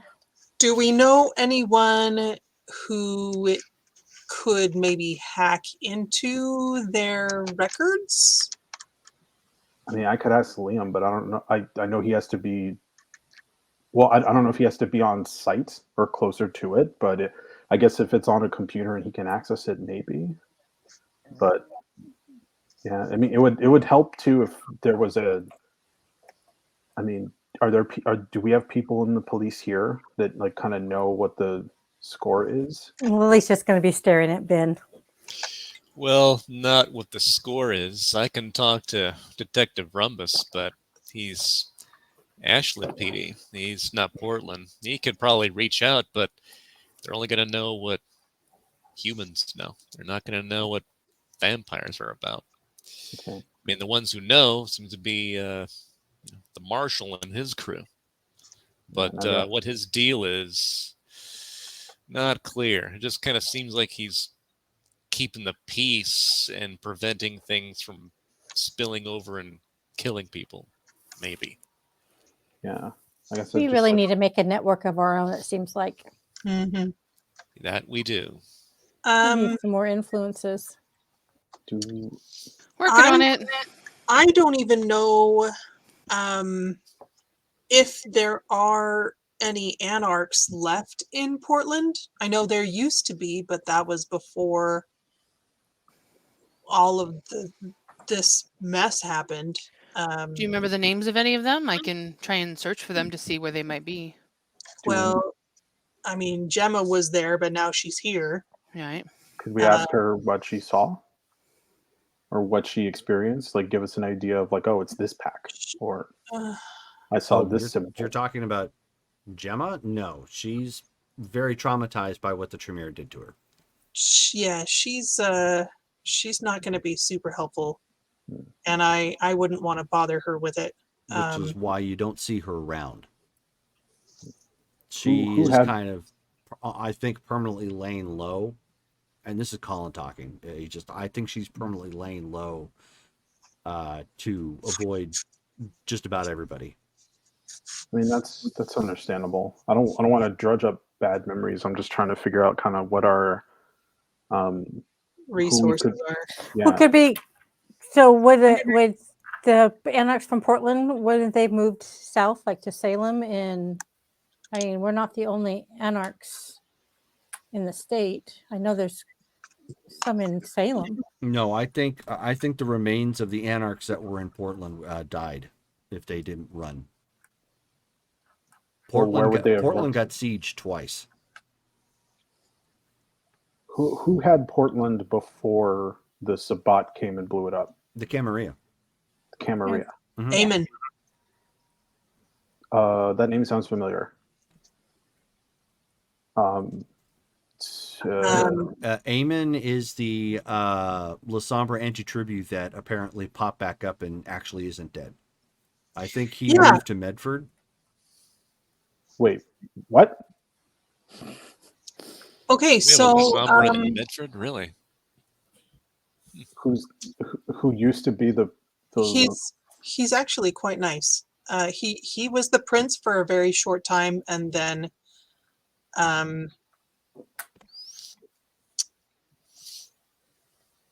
the Sabbat took over. Well, the other Cam took over and tried to have him killed, and then we thought he was dead, and then he showed back up a couple of weeks ago, and it sounds like he's setting up in Medford. So could we ask him if he knows of anything? I mean, if it sounds like you were we on good terms with him before? yeah, Okay. we could Maybe. ask. I think he was gone by the time the Sabbat moved in, though. I wonder, Damaris, do you think Killian might tell us who is in charge in Portland? Do you think? I think that's something he probably would know. Is that something I know, Jerome? Yeah, he would know. Okay, so who's in charge in Portland then? No, Killian would know. Oh, I meant, did I know that? No. Before? Probably not. Okay. I can try and find out. Yeah. I wonder if does Crassus possibly know? He knows that the cam or not the cam, but the Sabbat are in there. I'm sure that's something they keep tabs of. No? I don't know. I was just curious. Do we actually want to ask him? I think that sounds kind of like I know. Like asking him to do part of our job for us. Yeah. I feel like if they had that info, why would they give us info already? Well, I guess they kind of don't care if we fail. Is it possible that like there's secret ways in and out of Portland that maybe only maybe former Prince Aemon would know about? Maybe. That's a I good. mean, if That's He a good escaped point. from it. He got out of there in a jiffy. So Would he want to help us with Portland? he's a cam, right? Wouldn't he want to get rid of the Sabbat out of that city? I think he considers himself Anarch now. Oh, well, Um, well, I can call him and ask. I mean, we just not mention his name to any cam, but I mean, if he's Anarch, wouldn't he be kind of wanting to help us out? Well, that was the Um, impression we got last time we spoke to him, right? it's worth asking. So I will stand up and get out my phone and give him a call. Okay. So it rings a couple times and then it comes through. Baron Sophie, how can I help? Eamon, hi. This is a little bit abrupt, I know. Is this a secure line? Yes. I don't know if you heard about the Convention of Venice. I did hear that. I didn't exactly have the And opportunity to congratulate you at the time. I was Hmm. recovering. But congratulations. Thank you for what for anyway about that matter. Part of the terms of the agreement were to oust the Sabbat from Portland so that the cam can move back in. Oh. And we are actively fielding ideas for how to do that. We wondered if, as someone who was more familiar with Portland, whether you might have some logistical assets that you could help us with. I would be happy to try and help, but what are you looking to obtain? Are you trying to sneak into the city? Perhaps at this point, we don't have a lot of intelligence due to our contacts in place keeping their heads down due to a hunter presence. And so we just don't have a lot of visibility into what's actually happening in Portland. So we're really starting basically at square one. Well, I would be happy to help where I can. Most of my resources right now are tied up in securing Medford. Sure. But if you were so inclined, I could probably point you in the direction of a place that. Oh, hold on a second. What was his name?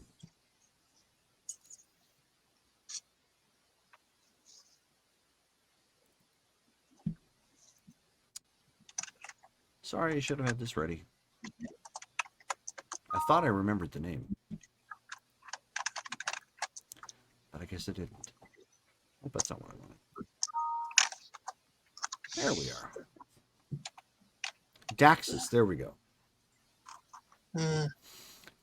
He said Daxus was known for squirreling away some hidey holes throughout Portland, given that he was Stillwell Scourge.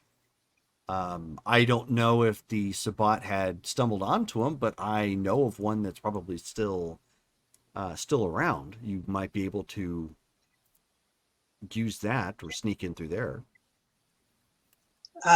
Sure. Can you give us the address or describe how to get there? It's not so much an address, but yes, I can provide you a rough map on how to get there.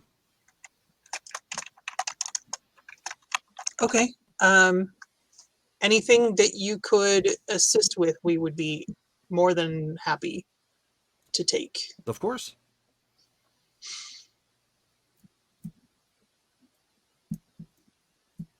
Was that all?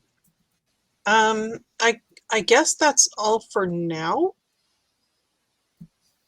And we will call again if we can think of something else. All right. I'll have one of my people run this down and leave it for you at Anzio's or something when it's available.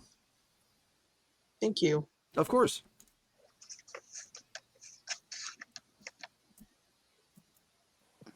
While that was going on, I So he would hangs up.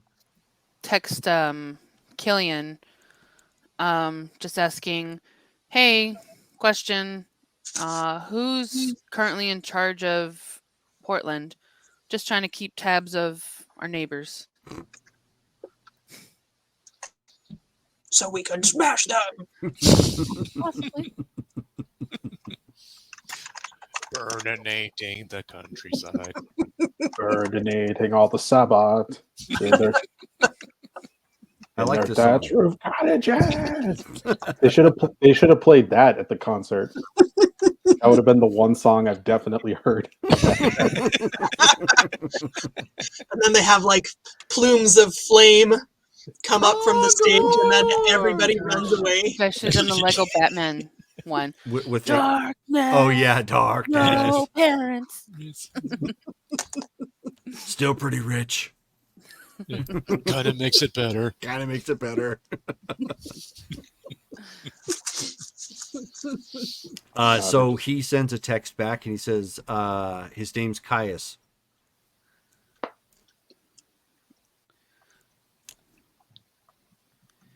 Caius, K-I-Y-A-S, I-A-S. C-A-I-U-S. Caius. Oh, I totally had that wrong.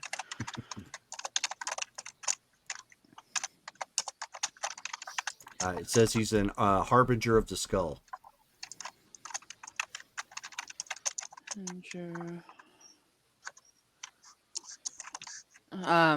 What even is that? Is it the name of his band?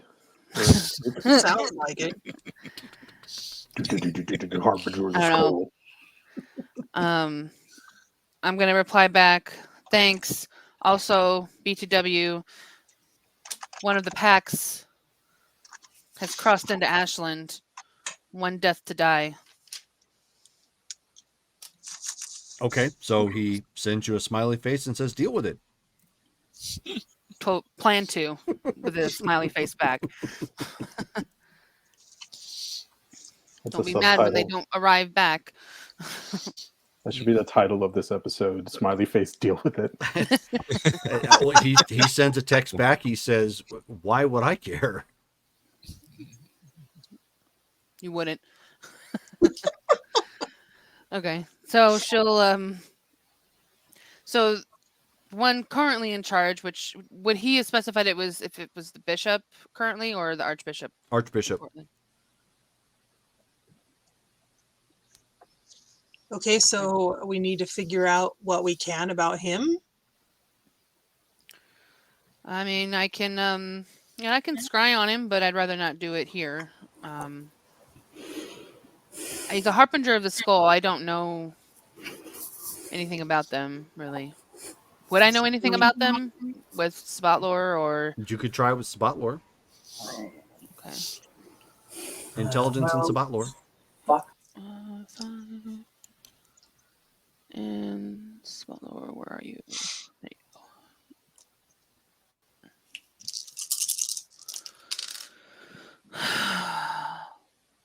2.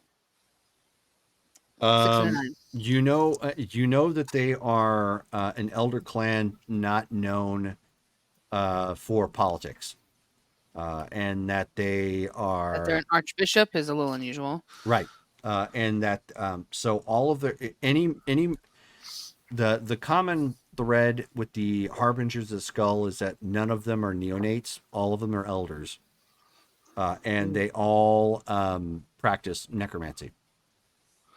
Great. Yeah. So from what I know of harbingers, they're all elders. They're not usually newer So they're pretty rare. races. Yeah, very rare, but it's also rare for them to be in politics. So the fact that he's an archbishop is a little atypical. So if he's an elder, then he's fairly powerful. But it also is curious that, I mean, because they don't usually step up for political positions, and to be an archbishop is a powerful enough position, as you typically are overseeing the entire state, like Killian does for Arizona. Flames, you're our resident ex-Sabbat, and you were with them more recently. What would it take for the Sabbat to leave a city? Death. Okay. Yeah, I'm afraid she's right. That's what I was thinking. How are we going to they're get these quite people to leave? territorial.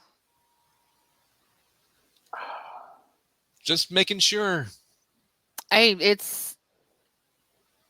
is what it is. I really feel like they've really given us an almost impossible chore. Yeah, and they know this. Wait, are you claiming that a vampire gave us a deal that was not in our best interests? Because that's like all they ever do. Like the whole. I wasn't sure if you were being sarcastic or not. Oh yeah, no, that was being sarcastic. I apologize. Well, with it being your first day and all. Yeah, but it's not my first day. Unfortunately, the whole reason I even have the rich uncle is because we made a deal with some vampire who told us to go do a thing, or else they were going to sell drugs out of Medford, and we did it, and then they came back anyway. So I don't expect that this is going to be the final time we have to do a job for them. They'll keep asking. And problem is that if we are successful with this job, then we're going to have Sabbat after us again. Yeah, I was just thinking that if we're damned if we do and damned if we don't. If we slaughter a whole city of Sabbat, which first of all is going to be extremely difficult, then I don't think the Sabbat would take that kindly. We don't have to do all of it. What do you mean? Because there was already a time at the comic book convention here, not that long ago, when it seemed like there were hunters going after probably Sabbat. And it sounds like they're doing that up there right now.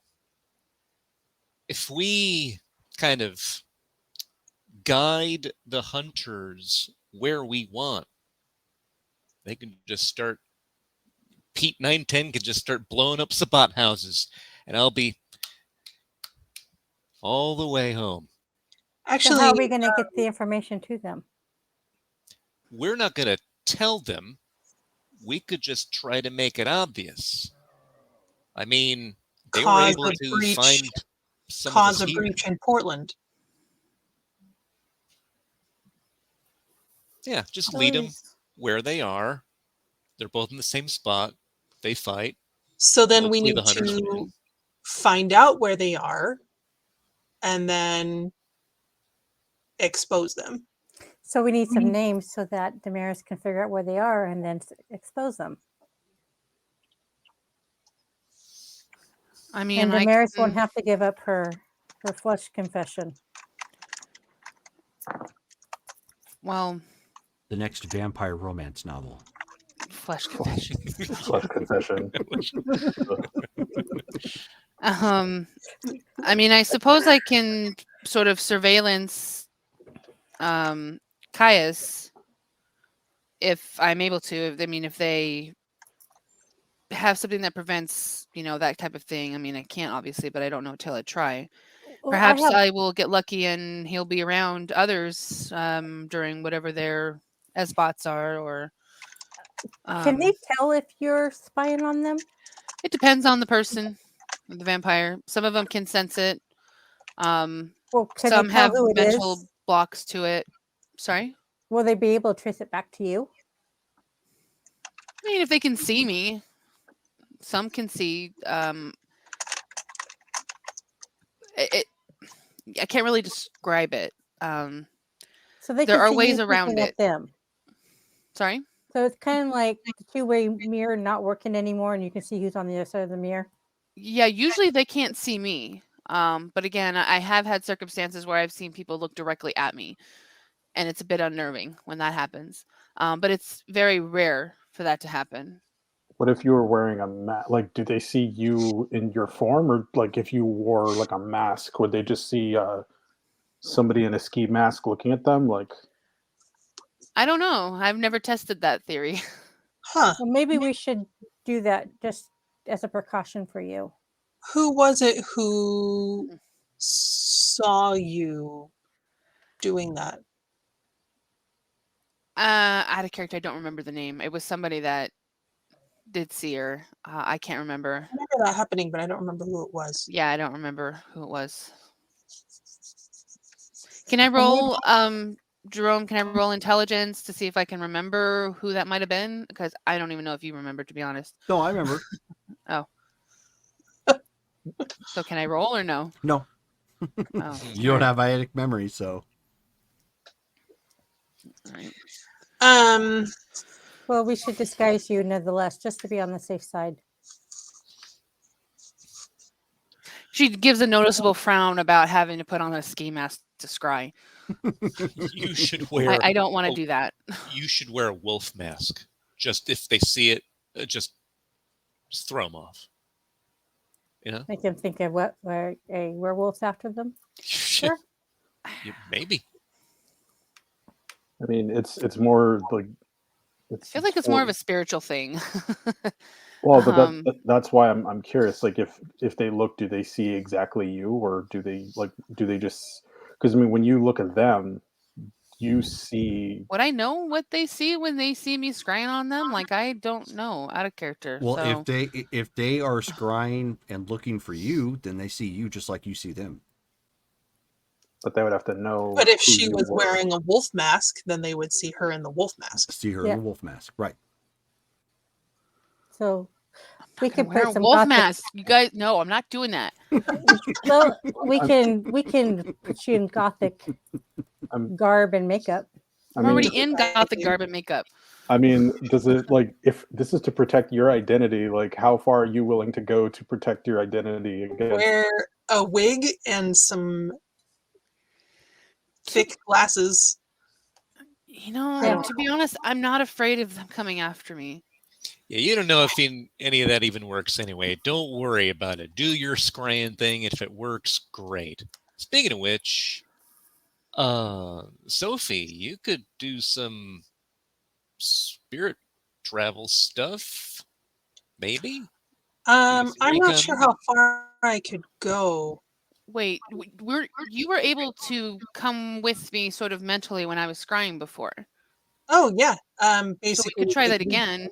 Reading your ride mind with me. Reading your mind like a ride along. Yeah. While you were scrying. That's true. If you wanted to be part of the search. Sure. I'm not gonna be the only one wearing a fucking mask. Yeah, we definitely have a lot of intel to do. Colin. Yes, dear. Could you call Samir or what's his name? It's Cornell to see if they know anything about what kind of hunters or how many, or if they have any like names, or basically like anything specific that they know? I've been trying to reach them. That's who I've been trying to reach out to. Okay, so nobody's really returning calls because they're, when I say they've gone to ground, they're treating it like everything's watched, like they don't have like a blackout. Yeah, like they don't have a safe way to communicate or whatnot. So, and because I'm not in a coven, I'm obviously not. You're outside. Yeah. So of the network. What if I hate to try using telepathy on someone who we haven't really established that I can do that. It's kind of invasive. Right? They probably wouldn't welcome that. Probably not. Okay. Okay, I'm not sure how much we can do from here and how much we would have to be closer to do. I'm definitely going to have to hit the books and see what I can learn to help. But I do really like this idea of sicking the hunters on them. Because the less work we have to do directly, the better. Yeah, we've got to fight smart. That's what the Anarchs have always had to do. We don't have the numbers, and we never have. Not yet. We need to get there. And this is how we start. Whittle down the enemy. What about the Society of Leopold? We saw them, before the solstice thing. The girl that and then... Right. She's still in town? I don't know. She was at that university, wasn't she? Did we get her name?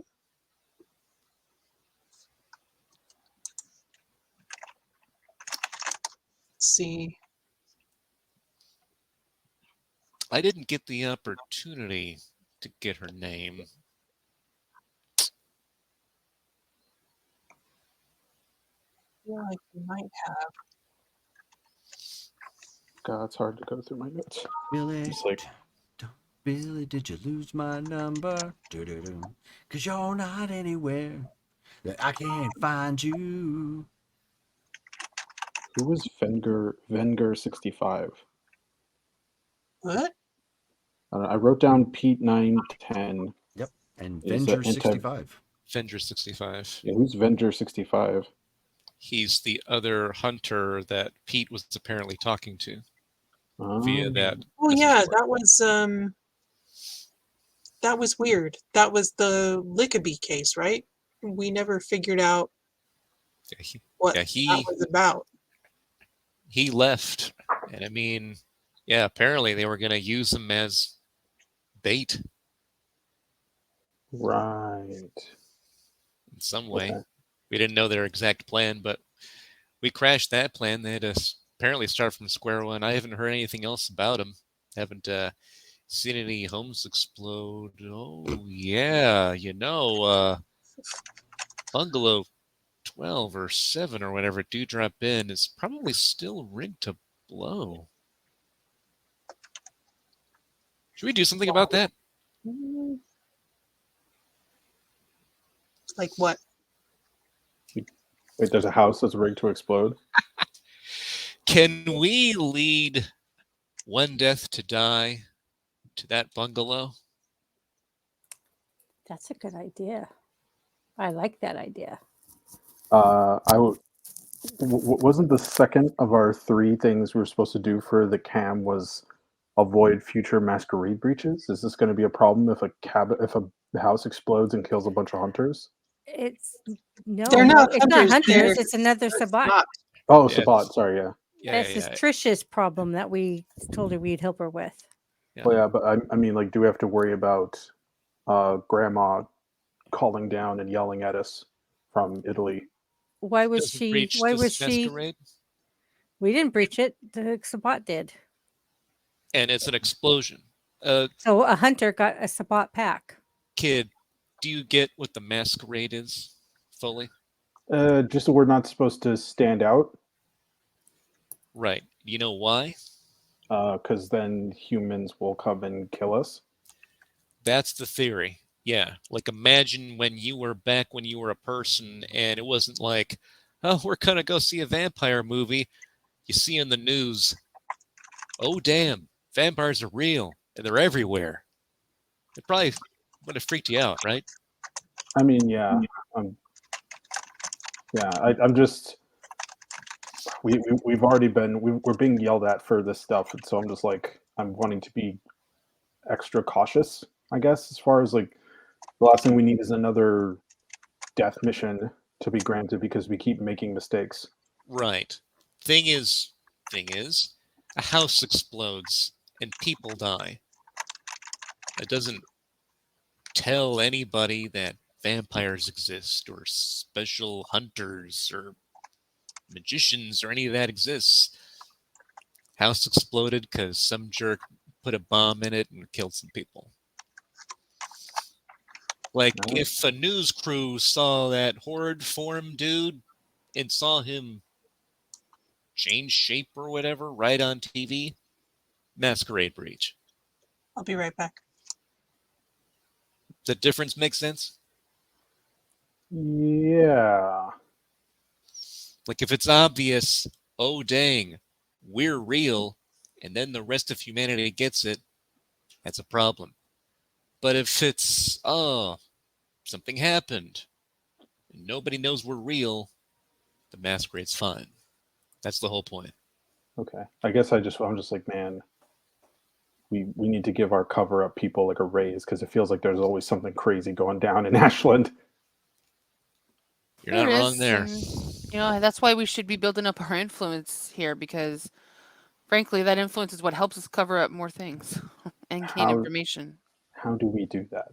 You build relationships with people in certain circles. Still think you need to Google that cop. He's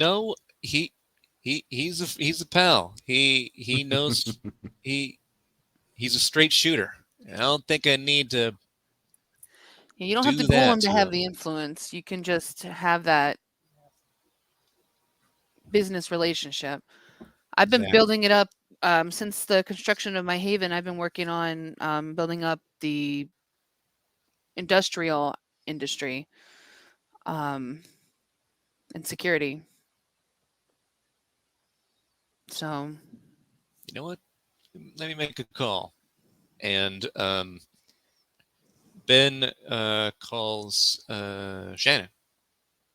Oh, actually, as you were saying that, like as you were as you're getting ready to dial, it's fun. Again, same wavelength. So as you're doing that, you see an incoming call coming from Shannon. I think I'm getting new powers. I'm seeing the future. What's up, Ponstar? Hey, Benji. I've got an update for you. I'm not in town though. Oh, where are you at? Oh, and it's kind of noisy where she's at. I'm somewhere on Bourbon Street. Next to a place called the Dungeon. Looks like it's a club. Is that even in Ashland? Hold on. Oh no, of course not. I'm over in New Orleans. Oh, you went all the way to. Wow. Okay. Well, great. What have you found out? Oh, well, you were making mention that you might need to come here or send somebody, and I had some extra time and some flight miles. Sky miles I hadn't been using. So I went over, got me some gumbo, and then started hitting up estate sales. Right, for the trinkets and things. Okay, have you found anything? I think so. You remember some guy by the name of Louis? And would that have been like the prince at the time, or no? Somebody else? You had an Uncle Louis. Uncle Louis, okay. Yeah, Uncle Louis. Well, why? Well, he kind of met his demise. Oh, old age. No reason to weep or nothing. He looked like he had it good in a rest home, but he just had an estate sale, and it looked like it maybe had some of your stuff in it. Because like when you supposedly died, it would go to like an heir or something. So right. I'm in the process of boxing it up and shipping it back. Fantastic. Wow, above and beyond, Pawnstar. I really appreciate it. Oh, no problem. Made some contacts for some pawn connections. Gonna network a little bit down here too. That's fantastic. Hey, I was actually about to call you because I had a question about the network that you were using amongst the other ghouls for blood, right? Oh yeah, of course. Yeah. Do you know if that network, like, where it stretches to? Like, does it happen to go into Portland? I'd have to look, but I'd imagine it does. It tends to go anywhere there's vampires. Do you know if information like can be spread amongst the network? Is it just blood, or can you send messages and stuff? Oh no, sure, you can send like private messages and whatnot. There's a dirty rumor going around that sometimes princes use it on the occasion to send stuff on the sly. Well, like to other like other cam locations? Yeah, sure. But like handwritten notes and whatnot, because they're super paranoid, about the electronics and whatnot. Right. Got it.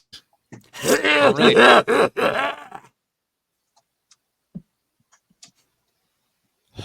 Yeah, you gotta go menthols or something, Monster. I'm telling you, it's. Anyway, thanks again. Yeah, all right, good. Keep me posted if anything else pops up, and I'll look for that package coming in. Oh, sure. Yeah, I should be back in town in the next day or two. Excellent. All right. Thanks. Talk to you later. All right, goodbye. Thanks. I just have to say, George's look on his face was priceless. It's like, I don't know. Anytime Jerome does that voice, I'm always just like, I can't take it. Which is worse, the Sharon voice or the Doug voice? I think the Doug voice, because I couldn't imagine anybody actually talking like that. Right. Yeah. Hey, Davy Jones, what's going on, man? Hey. Hey, Davy. That's actually a good idea to see if we can get to them through the ghoul network that she has. Exactly. Yeah, I mean, if we can at least communicate, we got to pull out all the stops. Again, we got to fight smart, not hard. We gotta take them apart piece by piece. We gotta make friends. We need numbers. Like, that's how all these powerful people become powerful. They just get a bunch of friends. I have a thought. I'm going to make another phone call to Noah. Okay. The Glasswalker? Yes. Ha, I got one. Yes. So he ends up picking up. Oh, Miss Laura, how are you doing today? I'm doing pretty well. Hey, I have a question for you. Did you ever happen to use that wedding gift that I got you? Not that there's any expiration date on it, of course, but... You know, it keeps slipping my mind with all of the incidents that we keep having here in town. I'm gonna let's say I put him on speaker, so I'll just Okay. like give Colin a signal, like we need to talk about that later. Okay. All right. Is it one of these ones? Probably.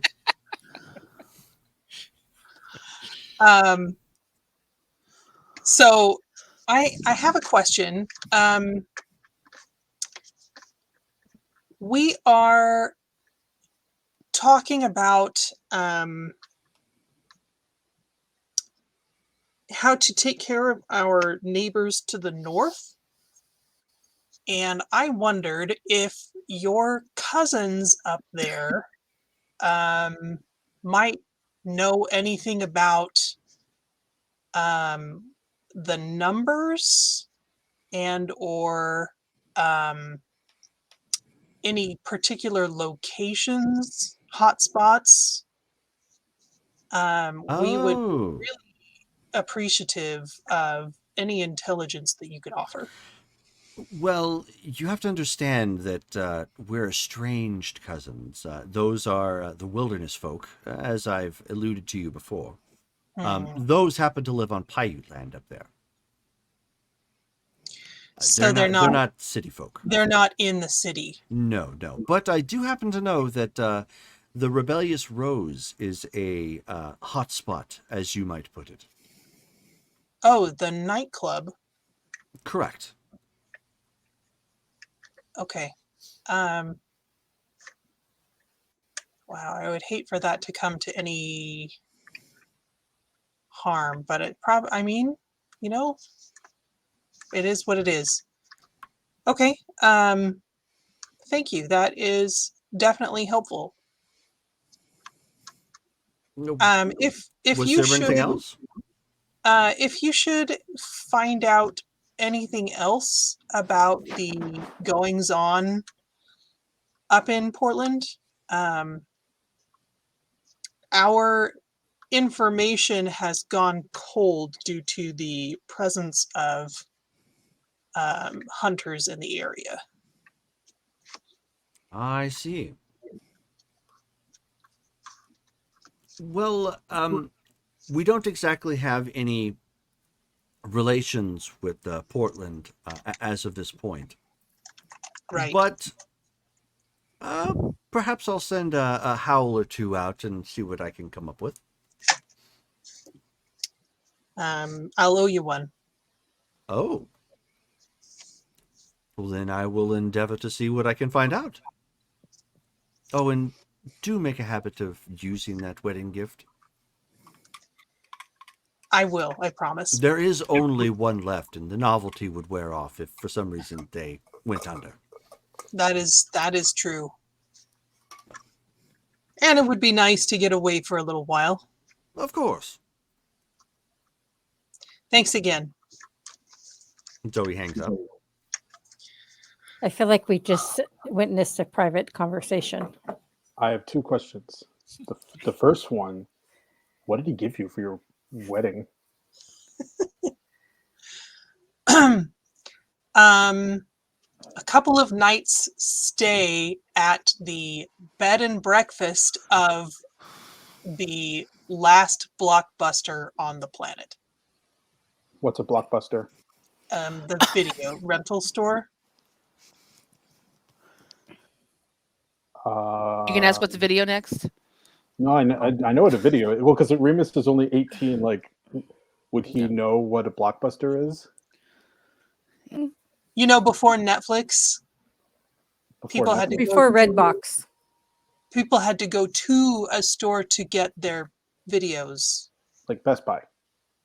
And no, just like a library, but for movies. You It's rent kind them of and like then you bring them back. Redbox. You know, okay, you know what Redbox is.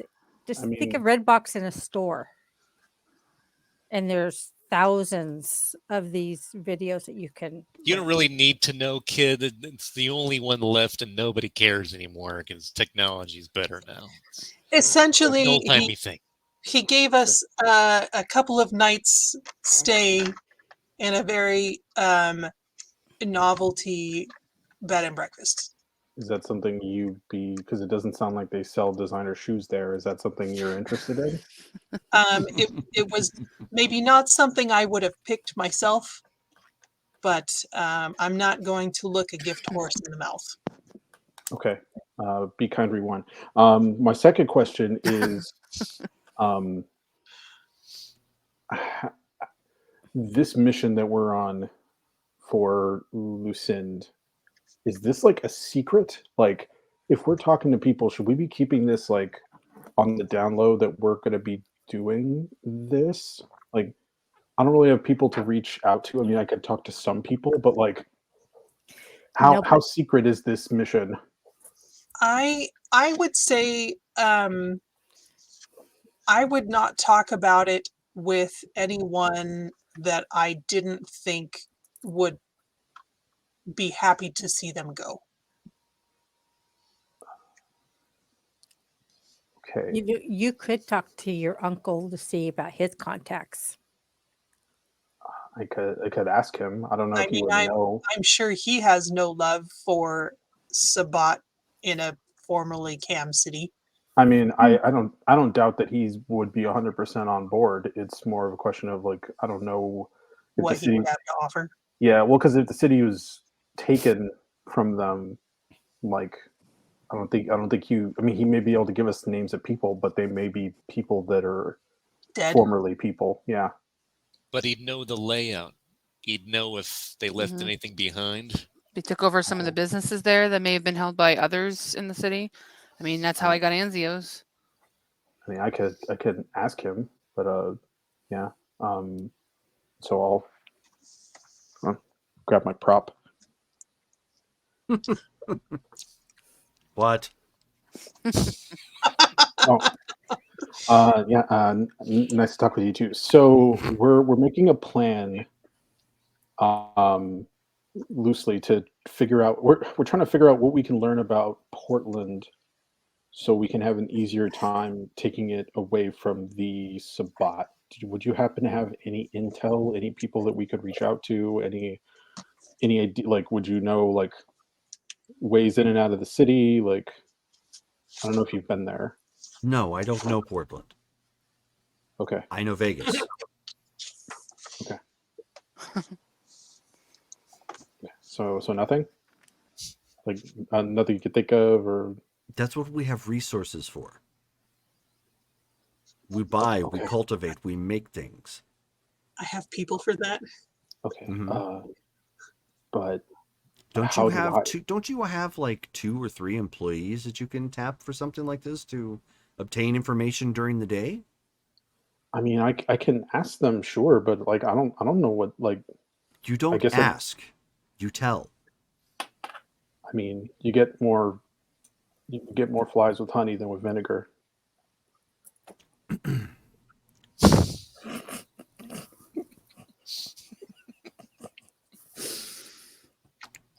So we're going that route. No, look, I just wanted to see if you had any ideas, but yeah, I'll ask Jeeves and I'll ask Liam and Eleanor what they can find out. I was just curious if you had any like insider intel that might be helpful. If you were attempting to retake Vegas, I could help Okay, because yeah, I know Vegas. Yeah, no, I kind of figured. I was just wondering, like outside, like ballpark chance.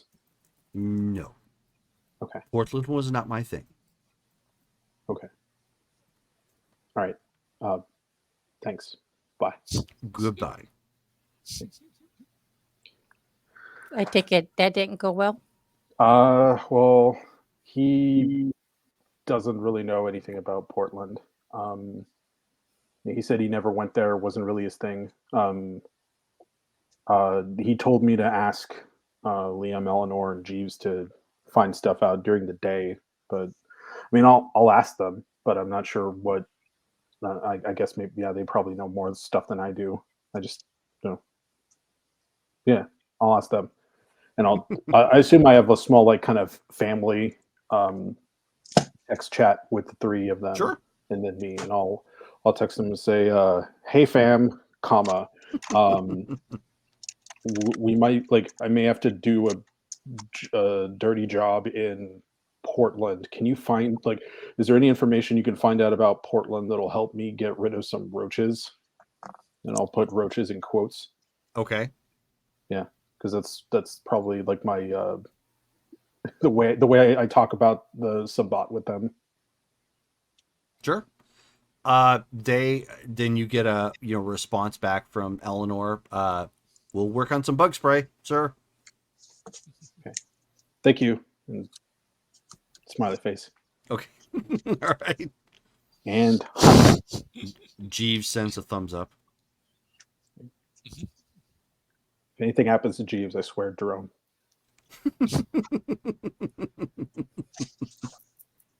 He's gonna flip his table at his house and then clean up the mess. Jeeves is my rock. Okay, Jeeves has been with me for this whole thing, and Careful, that Jesus, can be used against you. I know. That's why I'm saying I will cry on stream. Don't think I won't. Oh, Don't get too attached. Have a backup. Backup Jeeves. Backup Jeeves. Clone. The next one is also called Jeeves. No, his name will be Bing. It'll be what? Well, because he was Jeeves, I assume because of Ask Jeeves, the search engine. I was gonna say just call him next one Google, and then just as you go through them, name them different search engines. no, I figured you Okay, just. your Chrome. I figured you just named the next one Abs. Oh, abs. Well, it depends on how. What my next butler is just like it's just Stephen Amell. But he talks like Fabio. Yeah. He's not allowed to wear a shirt at any time. My name is Ever. Flavio. I take off my shirt and there's a flavalanche. You got a question, Brittany? Yeah. So, just reading the manual Mm-hmm. about astral projection, Mm-hmm. and it says difficulty varies depending on the distance and complexity of the intended trip. Uh-huh. 5 for within sight, 7 for nearby or a familiar location, and 9 is a trip far from familiar territory, a first journey from North America to the Far East, for example. Mm-hmm. So if I were to go to the Rebellious Rose, which You've been to. I have been to, and also like Sophie went to college in Portland, so she's quite familiar with the area. Oh yeah. So that actually, like, I was just trying to see like what distance would be allowable. Uh-huh. Turns out it's not really restricted. Right. So it's just pretty much anywhere. For the most part. So should I take this opportunity to go scope it out right now?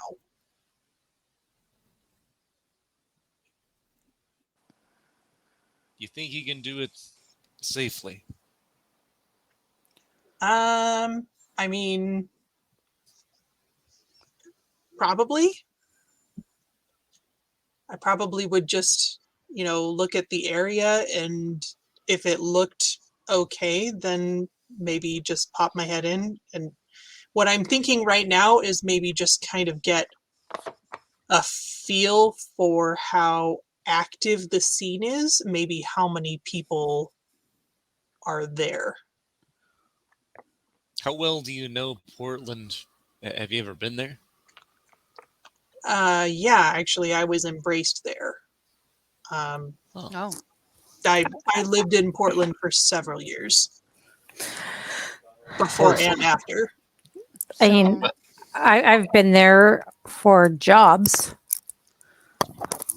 But the Rebellious Rose specifically is a nightclub that a friend of mine owned for a short time, and I have been there once or twice. Okay. Yeah, we need to find out where they're hanging out, right? So they're going to be hanging out probably, I don't know, Flames. Where did they used to hang out? You've been with them you were with them for a while, right? Not up in Portland. Well, not in Portland, but like if you were in Portland and you were Sabat, where would they hang out?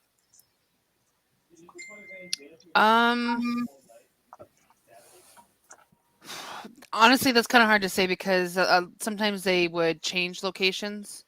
I remember one of our places was deep in a mountainside. It just really depends on who's hosting for the most part, I suppose. Do they tend to be around people or away from people? Away from people. Okay. I can surveillance Portland. Like scrying doesn't have to necessarily be a specific person, but it could be a building, like perhaps the nightclub. I can search that as well. Yeah, that would maybe, I don't want to say easier. Kind of think of it as like a Google Maps search. Maybe less dangerous. think it would be less dangerous. I mean, there's of course always that risk that someone could see me if either they happen to be looking for me, but I don't know that they would be necessarily looking out for that, honestly. I mean, I know word has probably gotten out that I'm, obviously a defector. But I don't think they're looking for me like on purpose. Who did you learn that scrying thing from? It's part of my clan's ability. It's almost like a ritual of sorts. Did your I've clan talked with- ever tell you if there's any problems with using it? Like somebody could actually track you? Like, did any of them ever tell you that? It's literally never happened. Okay. Well, it's not a problem then, right? Just Just cross Well, with your fingers. sure, Like- but I mean, you can never know. Like like the pioneers. I can always they be didn't know until they surprised. traveled. Exactly. I won't know until I try. So there's always going to be a level of risk, whether it's me doing it from a bowl of water looking in, or if it's Sophie flying around astrally in the same. I feel like she has a higher risk of damage when she's in her astral form, because if I remember correctly, you said that, or if you get severed from that tether, you're done for. You lose connection to your body. That's my So, understanding. and there are things on other planes that will be malicious and go after you if they see you. So I feel like that is a bigger risk, especially with all the stuff that we've been dealing with, It's a very useful ability, but it's also extremely dangerous if you've got a target on your back. And I would think with Dark Sophie around that maybe we should be careful with Sophie. Yeah. Right. Yeah. Okay. Would you mind taking a look? Yeah. Do you want me to look for Caius first, or just generally the nightclub for now? Start with the nightclub. I would start with the nightclub, because if something were to happen with Caius, then we probably would want you to stop. Right. Okay. So she'll go and pull out her bowl, the collapsible one, and go sit at a table and pour the water in the bowl and pull out her sketchbook and pencil and do her thing. Okay. Intelligence occult. Oh, there goes a dice I won't find till tomorrow. Oh, no. Yeah, when it drops in the darkness of your desk, like, no.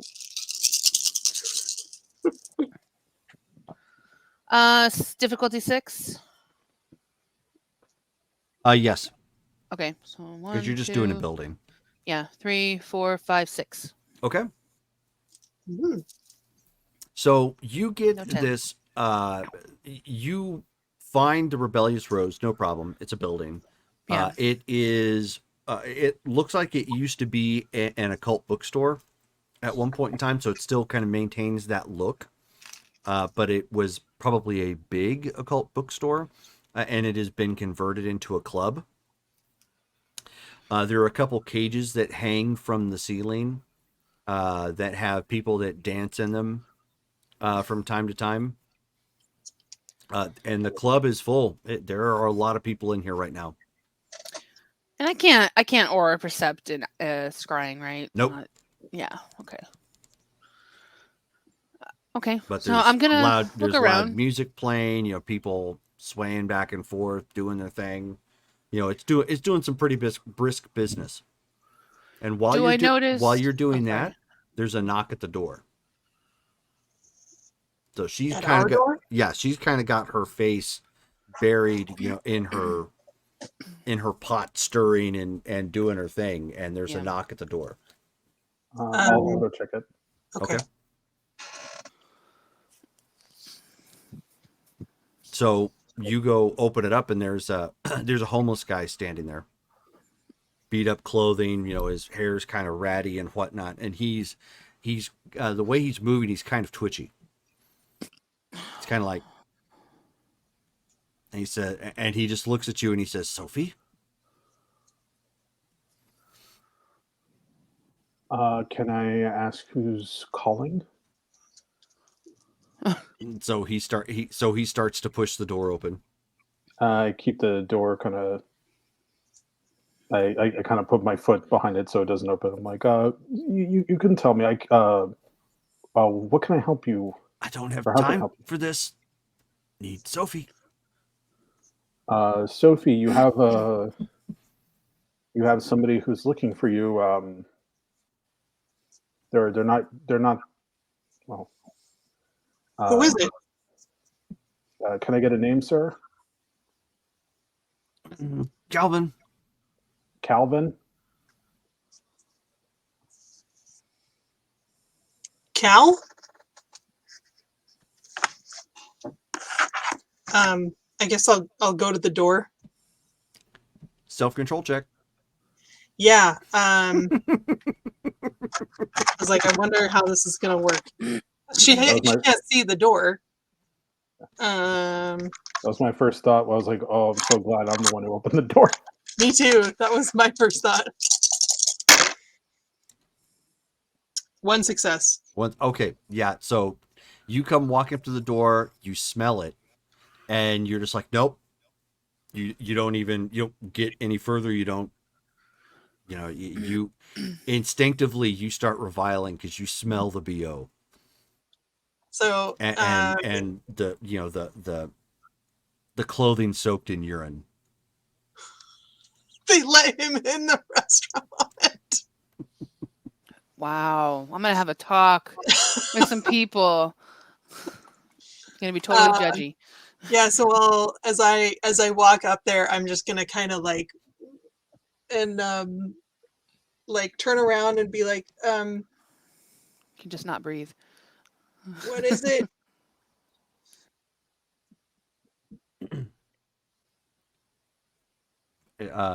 He, you can see him. He's twitching, almost like he was in a Marilyn Manson music video. It's great. Like that stop motion freeze frame, speed up a little bit and kind of walk, awkwardly. House on Haunted Hill used some of the remake used some similar effects. Does it seem supernatural, or does it just seem like he's just like a little twitchy kind of thing? Maybe a little bit of both. Like it clearly doesn't look right. Okay. I'm gonna kind of stay at the door, kind of. Sure. Yeah, I'm not gonna just let this guy in, but I'm not gonna let him get that's closer. Fine. And he just says, repaying a debt. What is it? I swear, if he explodes. For real. I'm gonna be pissed.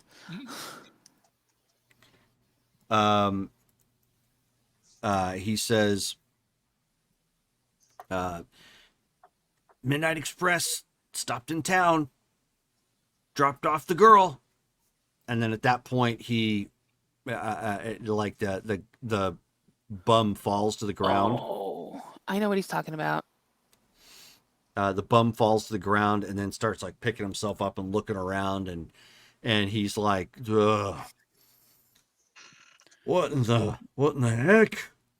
Oh. Hey, you got something I can drink? You know what, old timer. Sophie grabs like whatever money is in her pocket and throws it at him and shuts the door.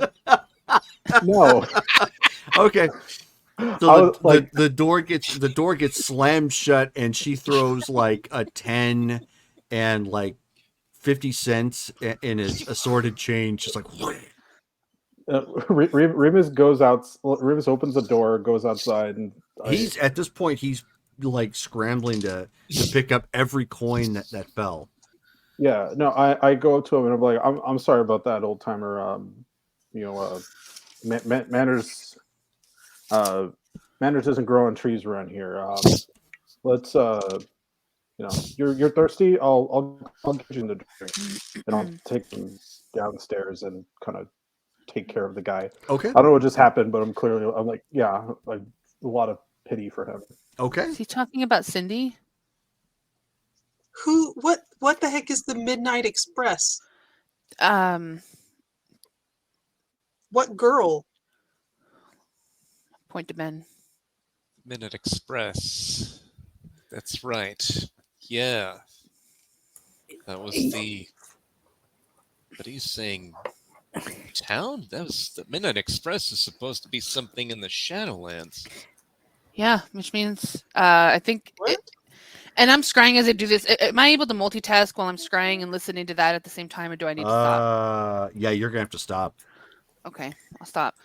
She's gonna look up. Like, that was when we were talking about the Shadow Realm, and that Sophie, you apparently went to the other side and ruffled some feathers. Yeah.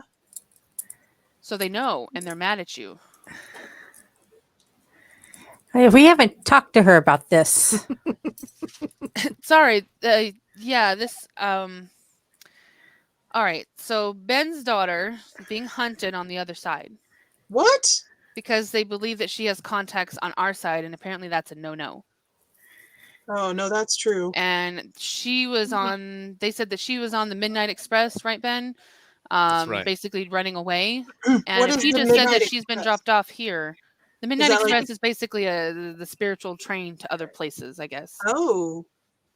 Oh, I was. So that gonna means say, that she's isn't probably she here on this area of in the Shadow Realm. south somewhere? Do you know where it would have? I don't know. I have no connections to that side. I don't know how to check that. That's something we'll have to ask our Giovanni. Yeah, that's a Giovanni thing. I mean, if we need to know now, we could probably ask Quan or Malcolm might know. Evidently, there's a guild that's not happy with you. Oh yeah, that's the guild that I stole Colin from. Oh, well, that's interesting. Okay, so now they're really pissed at us on this side. Well, why did they have Colin? Because long story. Did you die? If you want to explain it, I'm. I wish I was there. I was gonna make a Lord of the Rings thing. Like they made 12 abs for the humans. Oh God.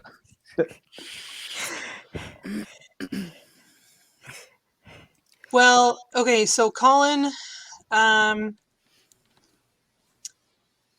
did some magic that took out a hive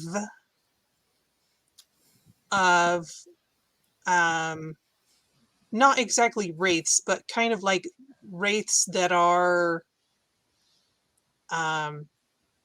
beyond the point of humanity, kind of like how we can get if the beast takes controls too long. Got it. I can't remember what they're called, but Specters. Specters. Okay.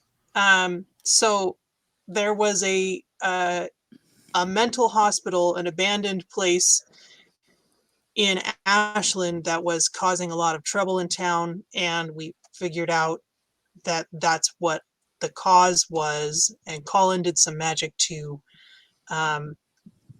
basically blow it up, and he had to go to the other side to do that, and it was a very powerful and difficult spell that basically stranded him on the other side.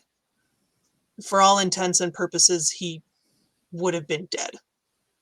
But since he can't die, I decided to ask around a lot until I found somebody who could tell me how to get him back.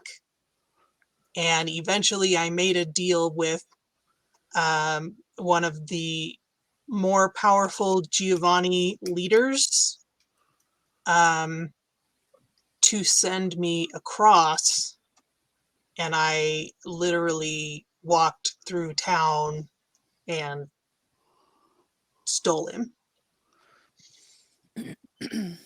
Which That guy. conversely enough is kind of how we got into the whole Venice thing. Right. Right. So Right, because Makes sense now. the Giovanni that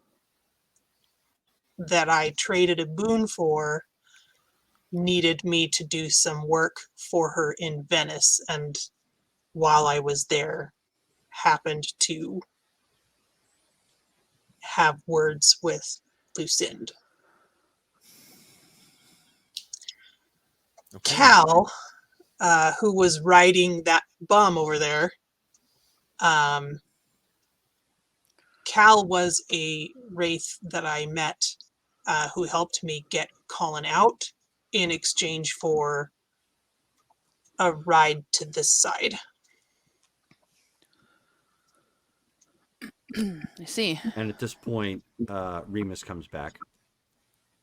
You got him a drink, and the staff at this point have got the homeless guy out Good. Oh, of the Bad for restaurant. business. Yeah. oh.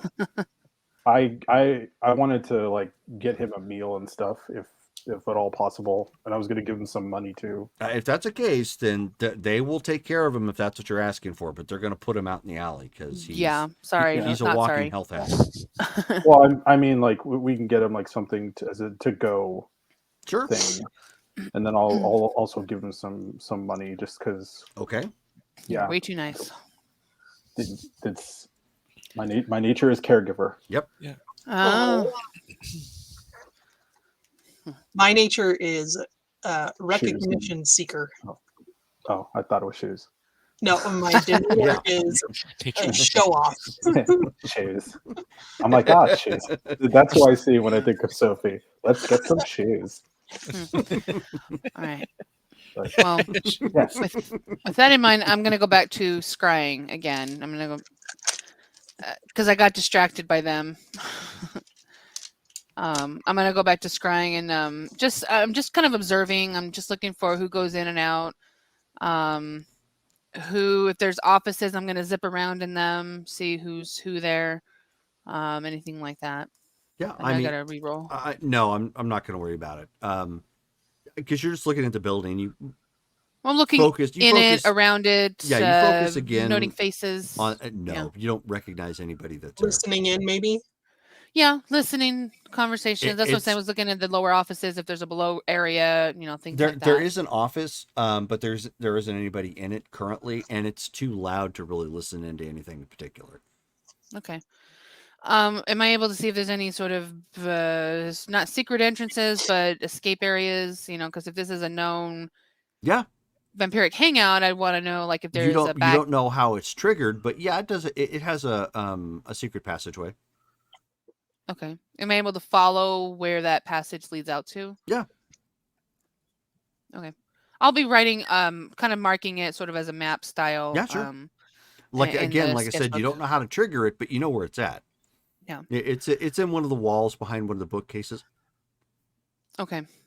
And then if there's time, am I able to then switch my focus to Caius? Go ahead and roll.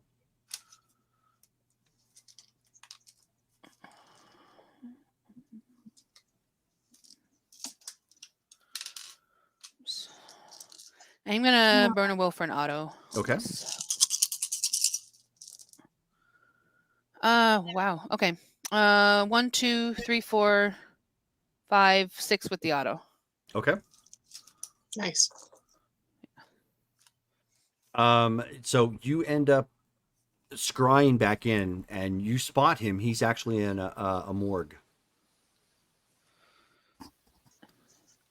Do I know which morgue? Or is there a name of the morgue on any of the paperwork or maybe on a uniform? It's the city morgue. What is he doing?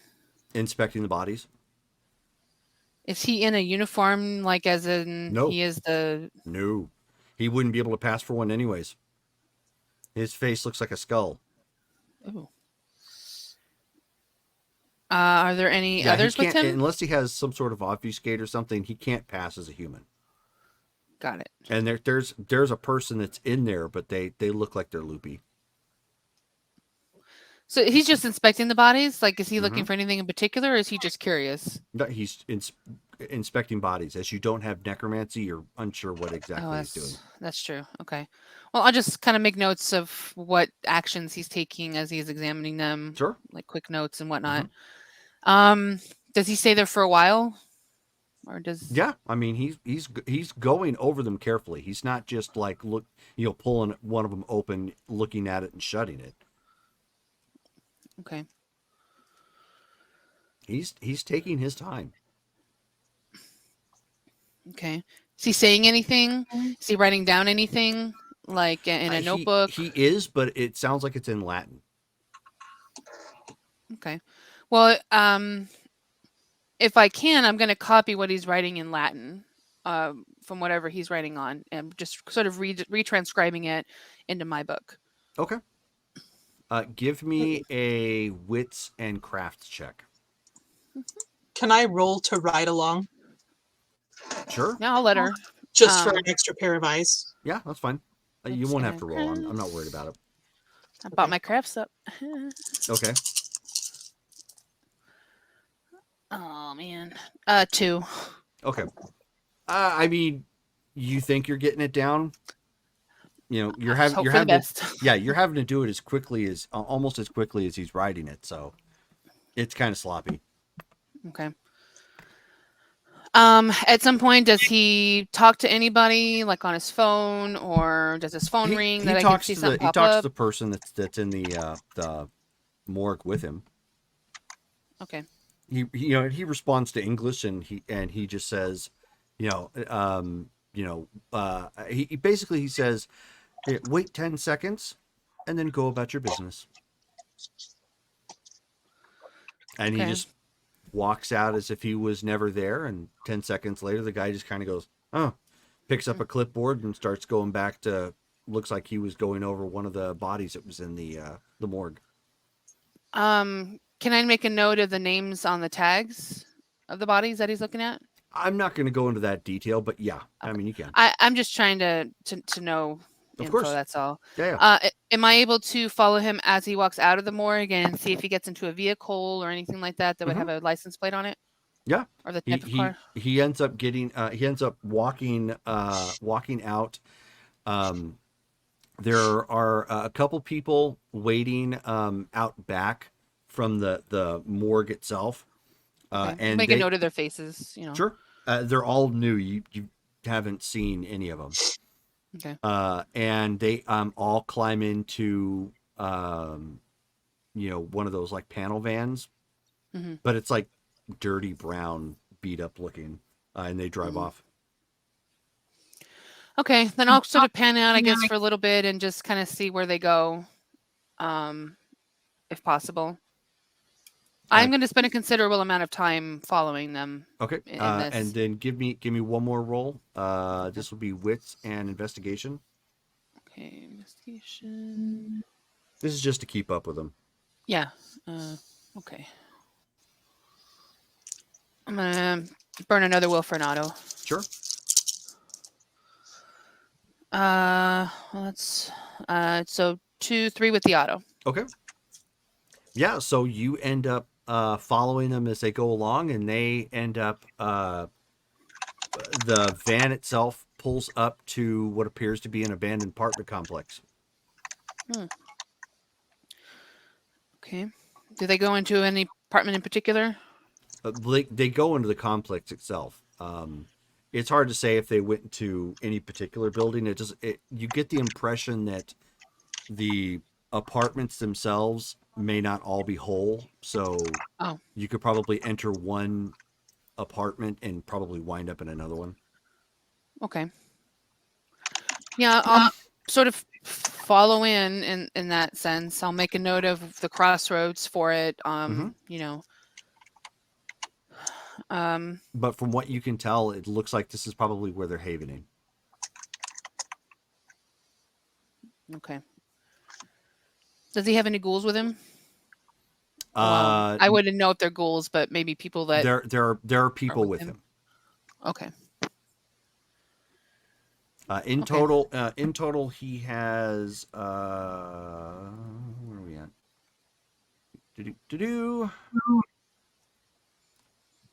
2, 3, 4. So he's got 5, 6, including himself. Okay. Can I tell if this is a personal haven or if this is like a pack haven? Yeah, you wouldn't be able to tell. Okay. All right. So if I get as much as I can, he's pretty much there for the rest of the night, so to speak. I'll sort of pan out, and if anybody is still there after she, because I expect she would probably spend an hour roughly doing this. Well, I mean, you're at this point upstairs in Anzio's quite a while. Everybody, while she's doing this at this point, what are you guys doing? Because she's hovering over this for a while. I'm watching. Okay. Hello, Vancouver by night. Hey. Greeting, family. I guess Ben and Lily could be talking about a case. Sure. So. Go ahead. Oh. So, let's see here.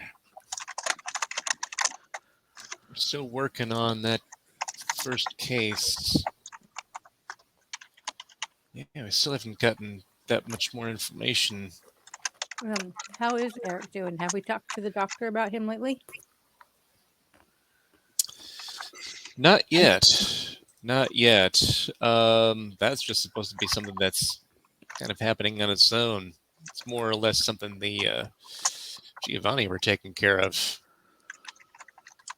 But I mean, we do have that set up, so the Lickaby case I'm not that worried about. It's the Bridget Laurent case, really. We still don't have a lot to go on other than we know that she's dead. She's gone. Right.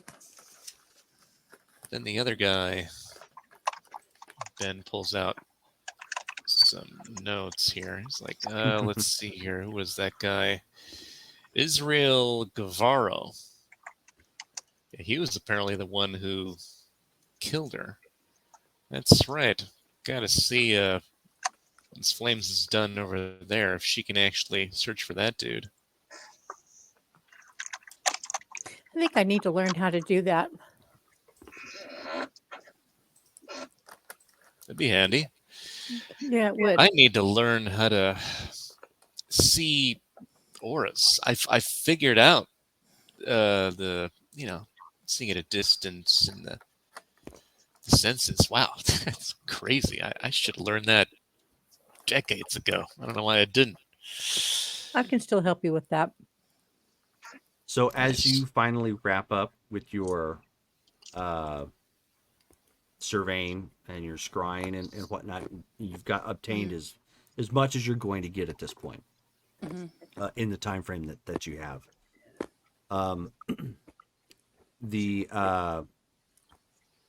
Sophie, you end up getting a text. I will look at my phone. It's from a number you don't recognize. What does it say? Need to meet. And there's a hyphen after it says Lawrence. Oh, our angel. Is it to me specifically? Uh-huh. Lawrence is the name of the... Wait, would he use his... Because wasn't Lawrence the name of the body that the angel dude's taken over? I will text back everyone. You get a thumbs up. Oh, it was Lawrence. Okay. And I'll say when and where.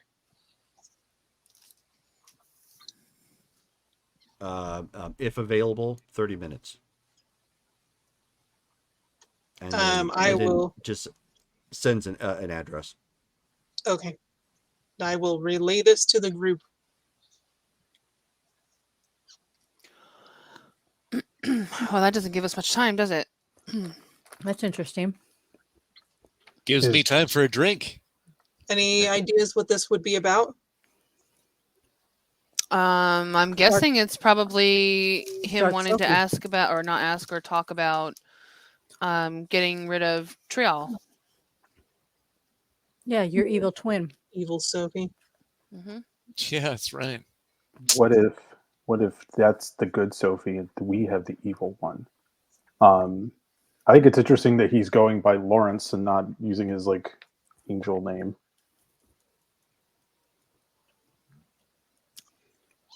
Well, for all intents and purposes, he's now Lawrence. I guess. Could you scry him and make sure that it's coming from him? Sure, I'll scry on Camille. Okay. So he's one I half expect to actually see me and look back at me. I'm not going to make you roll. Okay. Just to speed things up. Yeah, I mean, you turn around and scry again, and at this point you see him pocketing his phone, and he's going through his wardrobe. He's looking for a shirt at this point. He's trying to figure out what to wear. But it seems legit. Okay. He's trying to pass off as not who he really is, so I get it. I mean, yeah, clothes make you, not wearing clothes makes you stand out. Depends on who you are. Yeah, Remus. I wore clothes, thank you very much. They were just old and dirty clothes. Well, we should probably go then. Okay. Yeah. Pour the water back in, all that. Okay. Fix it up. So you collectively leaving Anzio's at this point and going to the address? I believe so. Sure. Okay. Yeah. So the address isn't terribly far from here. It's actually a couple blocks over. By coincidence, it just happens to be in a shopping area, and at that corner is actually a Sonic. That's where the address takes you to. Okay. And when you get there, he's actually sitting on a motorcycle at this point. And he has he's at one of the tables right now. He's got his Southside Souls leather jacket on, beat up denim pants and whatnot. He's got he's actually wearing a shirt that says Jesus Saves. Otherwise, he looks just like he has before. But he has like a pretty big spread of food in front of him. That's a Something interesting that doesn't shirt. surprise me. Like corn dogs, and he's got there's like a burger there and some tots, and he's got a big drink and whatnot. He's like really showing off. That whole eating thing. He hasn't eaten for a long time. I think Remus is still young enough that he does miss food. Yeah, you haven't been a vampire very long. That would make sense. You could sample someone who has eaten that and kind of get it secondhand. I think based on what I have to eat, I don't imagine that they're going to be like, hey, beautiful woman, scarf down this McChicken for me. You could dominate her to do I was it. going to say, you can make them do that. That doesn't sound like something I would do, though. Well, it depends on how bad you want a Big Mac. Or how a much you paid her? McChicken. I miss food, but I'm not going to force somebody to do it in order for me to, yeah. But as you guys pull up in your respective vehicles, the Sonic itself at this time of night, it's not, it's not super busy. There's two other cars, in the parking lot at this point in their own respective stalls, ordering food and whatnot.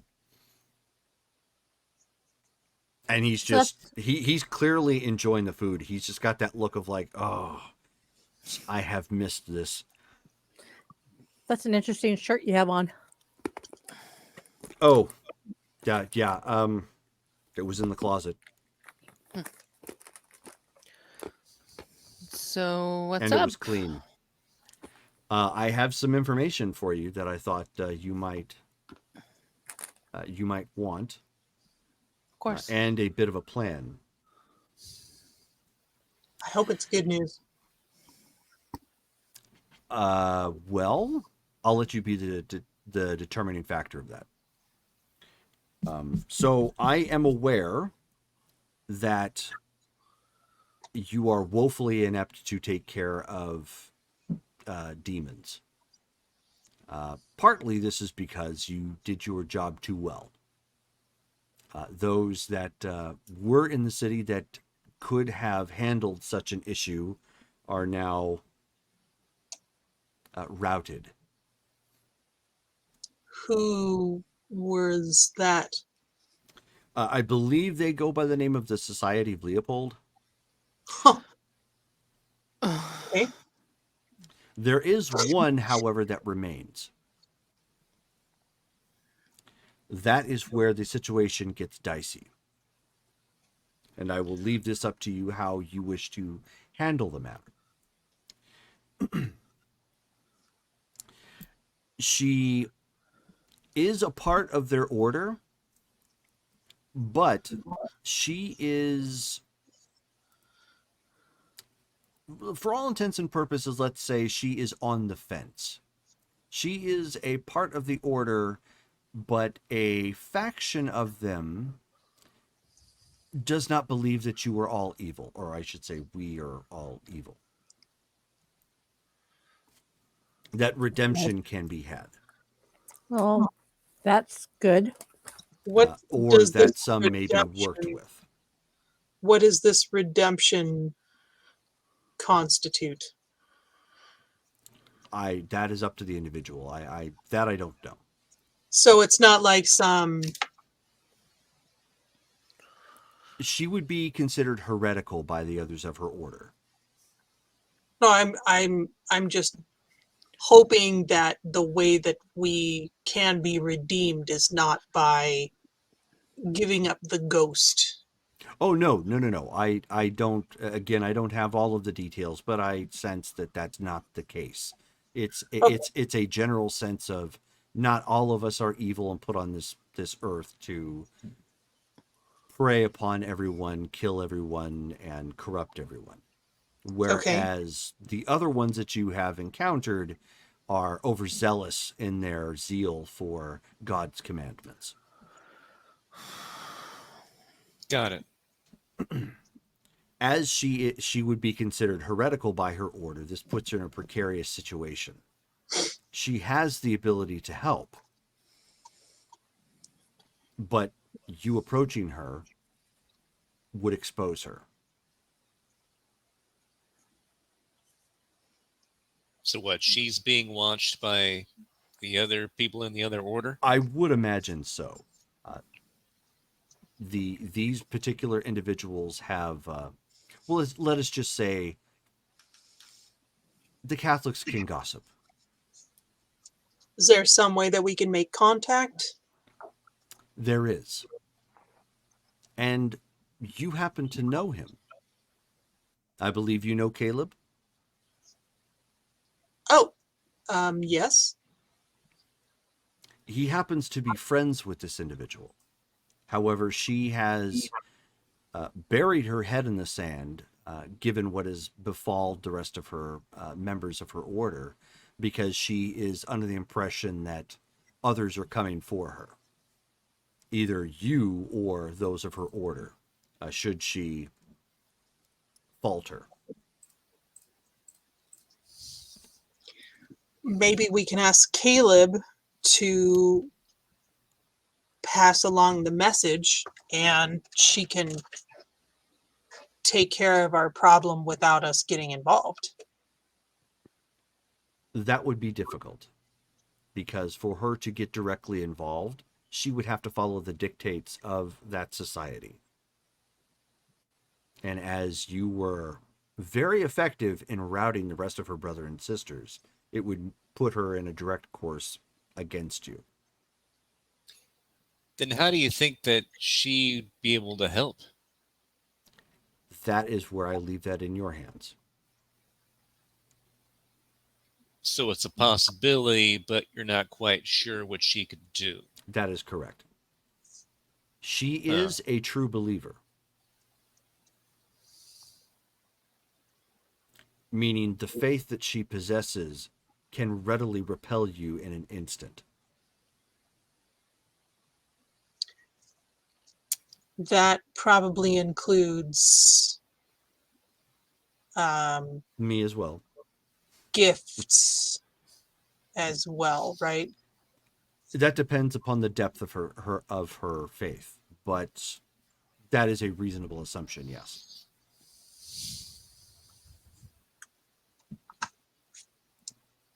Does she know what you are? I have not made contact with her. Okay. We saw how you reacted when I made myself known. Now put yourself in her shoes. Yeah, true believer would go Like pretty Trish? ballistic, I think. Quite possibly. Oh, Trish might be an interesting one to throw at her. My idea was not to scare her away, but was to provide the link. If you are able to obtain her knowledge in how they ward against my kind, I can help. I will be able to help you convert that to something that your Cainite blood can then replicate. It would require some study, obviously, from Lily and Damaris, but I believe you could reasonably replicate that to create a circle of wards. Oh, I'm sure, because we have circle awards for other things. Mm-hmm. Correct. That brings me to the second part of my plan. We will need to find a location to which the radius of your circle ward will be enough that Trio cannot detect you enacting that ward, locking us in. Well, I do have the ability to find Trial. Finding her is not the issue. Trial will come to me. So we have to figure out how to do the ward without her feeling it go up? What I need from you for this plan to work, one, we will obviously need to teach you these wards. But two, you will need to find a location that's wide enough and secure enough that your group can not complete the wards until we're ready. And it's far enough that you are outside of her range of the immediate detection, so that when the wards are done, they all go up simultaneously. So it will require more than one of your blood magicians. What is the danger of her knowing that these wards are going up? Will she be able to She'll stop them? She'll know it's a trap. Oh, okay. So we're making something to encase her into? Encase the two of us in. You're going to? She's not going to come if one of you call her. Not So even he's me. the bait. Right. Not even me. Not even you. So are happened? we going to be able to put her in the rock?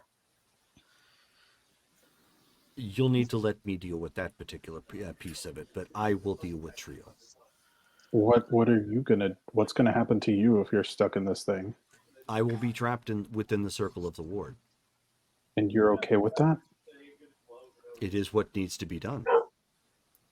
He's wanting to make sure she can't escape once stuff hits the fan. Precisely. I understand that. It's more of like you seem like you're enjoying your burgers and modern stuff. Like, you're that you want to help us that much? You're going to give all of this up in order to trap this person? I made an oath that I would assist you in dealing with this individual, and this is what needs to happen in order to do that. Okay. I would like to ask, how do you anticipate or plan on getting rid of her? By, I don't know, sucking whatever soul she has in that body of Sophie's, of evil Sophie's, out of her? That is for me Like to an worry, exorcism? but I will need to face her in combat. Can I make I feel like a check to, because like, do I buy what he's saying? Like, I was gonna say I want to do an insight check, but this is not D&D. yeah, Right. So what you're looking for then is a perception and empathy check. Empathy or subterfuge? I guess empathy. I'm gonna do Empathy. Okay, I'm sorry. It's empathy and what? Empathy, perception. empathy, and perception. And perception. Okay. My concern is that he's gonna like absorb her into his body, making him stronger. You know what I mean? Or that they have like some sort of like, oh, once we're in these wards, we can activate Doomsday Plan. Yeah, right. Yeah. 5 successes. 4, 5, Okay. 6. What's the difficulty? 6? 6. Okay. Yeah. I have 3 successes. Okay. So, He seems honest. As honest as the last time you queried his actions and words. We're on new territory here. You know, I mean, Yeah. yeah. we can't help but be distrustful. No, that's People that's be fine. bitches. Well, you're also like, why don't you guys trust the fallen angel? Like, I'm not. I'm simply Okay. I'm simply relaying to you what you have determined. Yeah. okay. So a place like that, the only place I can think of would be where the solstice was held. Right? That's pretty far out and out in the open. It is, but it leaves little room for you to hide. This will likely need to be somewhere within the city. Yeah. Ideally, something building that or you something. could probably slink between alleyways or buildings to help hide you to keep you from general eyesight. What about that neighborhood that the one where we had to go and deliver the body of Hate to the werewolves? Because wasn't that all like new? It was an abandoned, well, not abandoned, but it was. Wasn't that place burned down? Yeah, wasn't it on fire? Well, one building burned down. That wasn't was me, by the way. That was the one that had the guy that we were trying to Henri's ghoul. But like, wasn't that all like new neighborhoods and cul-de-sacs that hadn't been filled yet? Wouldn't that be a good place? Because it would essentially be abandoned. Like it's got like it would have essentially yards and houses for us to hide in. But that could work. I was kind of thinking of where we got Jason. That could, something like that could work, and it would be away from ideally it would be away from the innocent. And with the house that went in flames up there, I doubt that they're selling any homes in that section yet. Well, I leave that up to your determination. Either that or Medford, but it like, because I know a lot of, or not Medford. Where were you living originally, Ben, when we met you? Terrence Hill. Terrence Yeah. Hill. Yeah, They've that got that big abandoned place up there. Yeah, that's pretty. There's not a whole lot of people up there, right? Terrence Hill is a haven for raids. I was just gonna say, isn't that where the psych ward was, or something like that? No, or different location. No, I've it's heard just of Terrence Hill before as being a hot spot. Yeah. What about where we had to deal with Jason? That was Terrence Hill. Terrence Hill. Was that Terrence Hill? Yep. I like the Subdivision? housing location, the subdivision cul-de-sac section that's not fully built out yet. Well, like I said, I will leave that up for your determination. Right. We'll scope it out and see if. But in the meantime, doable. you will need to find a way to negotiate this information from Caleb's friend.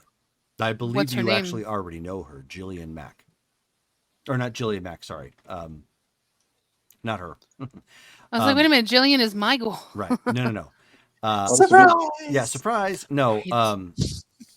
Her name is Sister Mary McKenna. Wait, but if the society has been rousted from the city, then who is it that's watching her? There are those that are loyal to the society without directly being a part of it. As I said, And the Catholics gossip. they watch her everywhere she goes? It's not that they watch her where she goes, it's that they are tied in their own networks. And it's also a matter of faith. If she is lying to her own order, they have ways of knowing. After all, this is essentially the society that has hunted your kind for hundreds of years. Mm-hmm.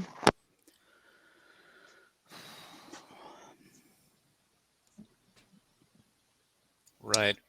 Ultimately, we get that special juju info so that we can make those wards. Then we let you know where we want to build that ward. And you start Operation Kill Demon or whatever.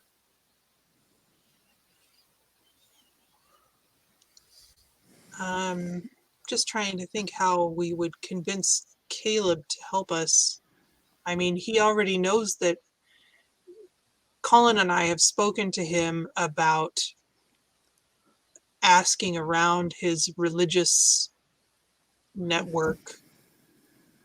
But I understood that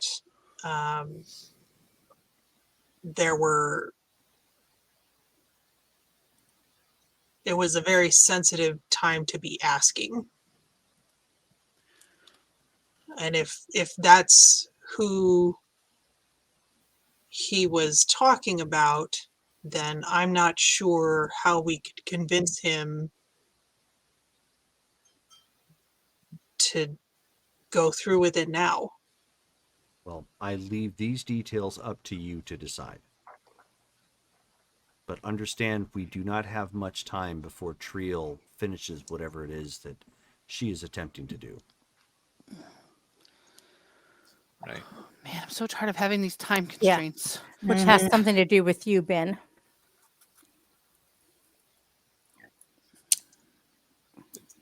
The time constraints are my fault? No. No. Her plans. Whose plans? Evil Sophie's. She has plans? Well, of course she Oh, does. she She has some sort of plan tied to your friend Benjamin. We do not know. I mean, that's obvious. Why would she not go after him and have him drink the Kool-Aid? Does it have something to do with the midnight train thing we heard about? I don't think that those Express? two are necessarily linked, other than that he just happens to have his daughter that needs to be rescued. Well, but like, wouldn't an angel who knows if wants something from Ben goes and gets his daughter out of Wraith land? I don't think that's it. I think she's got something else going on. I don't think that's linked. And he's involved. That isn't out of the realm of possibility. I mean, why else would she have him drink from her? Well, that I don't know. Because she likes having power over people? She could be a tertiary target. A way to influence him to drink more, perhaps. Again, these are variables I don't know. But that's why I'm impressing upon the lack of time. Yeah, she needs to go. Right. Like yesterday.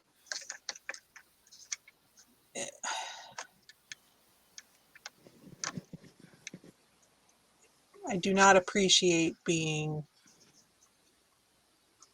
hijacked.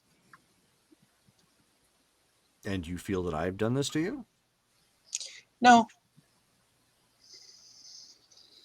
No, I think she's talking about your friend.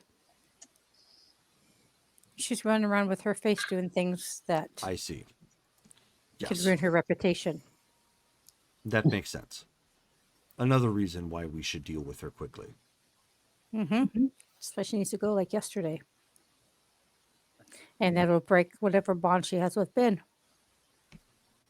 That is correct. I have a stake with her name already in it. Is Maris just she, gives you a side eye looking at you like, yeah, I know you got a stake for her. is she Looks at even a, Ben, her. is she even a vampire though? I thought she was like She a. is not. Okay. A steak So would I do was- nothing. No, but it give me some pleasure. Okay. We'll make it blunt then. Just make sure it's the right one, okay? I'm not too fond of steaks. Just Well, just wear ugly shoes that day, and we'll. Yeah. You might get another cat.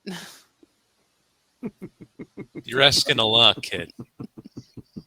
I do that. And as he finishes up his drink, he says, "Send me a text when you have completed the first part." All right. Okay, I will send a text to Caleb and say, can we talk? Okay. And with that, we are going to stop for the night. 'Cause that's about 3.5 hours worth of game there. Lots of stuff. We need one of those like little, like when you go to a deli and you make an order and then you pull a little thing, like a little tab. Serving Ticket. order number Mhm. 3. Yeah, there's many like people giving us like, all right, you need to do this. Like, all right, take a number. Take it, Yeah, take it. no kidding. We have so many. Deadlines. Well, that and We have a bunch of Fingers main and- quests. It's like when you're playing those games and your quest list is just endless, and you're like, "Oh no, I keep getting more quests. I can't complete them all." That's what's happening right now. Then you start walking not around and, like, necessarily. Part of it not is happy part people. of it's because one quest, quote unquote, Yeah. one quest was not really handled and kind of left off to the side, Yeah. and the other one bubbled up, and so now they're like, Right, exactly. Oh yeah, well,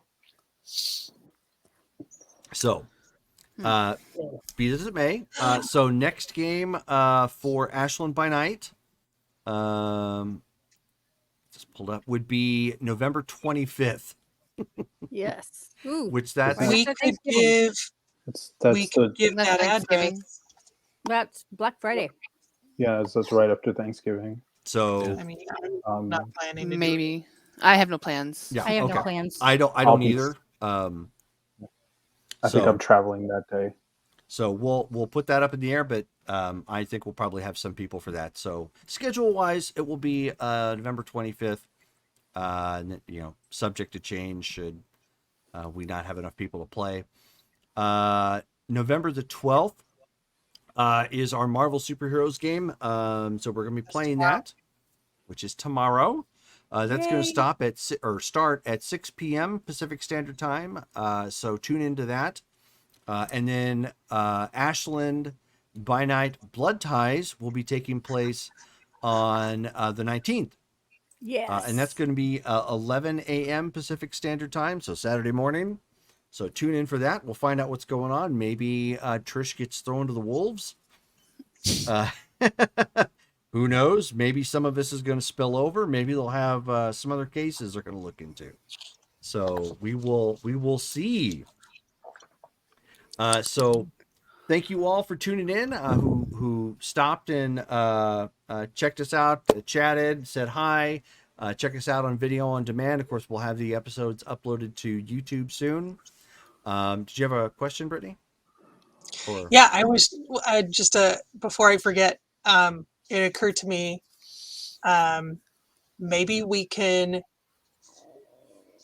give those Portland addresses to the girl. That's what. Yeah. Oh, yeah. Yeah. If we find Maybe. out location, say, I mean, hey, because we go have- sick 'em. We have the nightclub and we have the apartment, right? Yeah, we've got the Archbishop's Haven. So Yeah. Potentially more. I'm going to be, just so you know, Drum, I'm going to be in my downtime. I am going to be doing a lot of scrying and surveillance. Sure. Well, not that of we Portland. have downtimes per se, but when next game comes around, you can do it again. Yeah. So, okay. So thank you guys for tuning in and hanging out with us. And we will catch you next time. Good night, guys. Bye. Peace. Bye. There we go.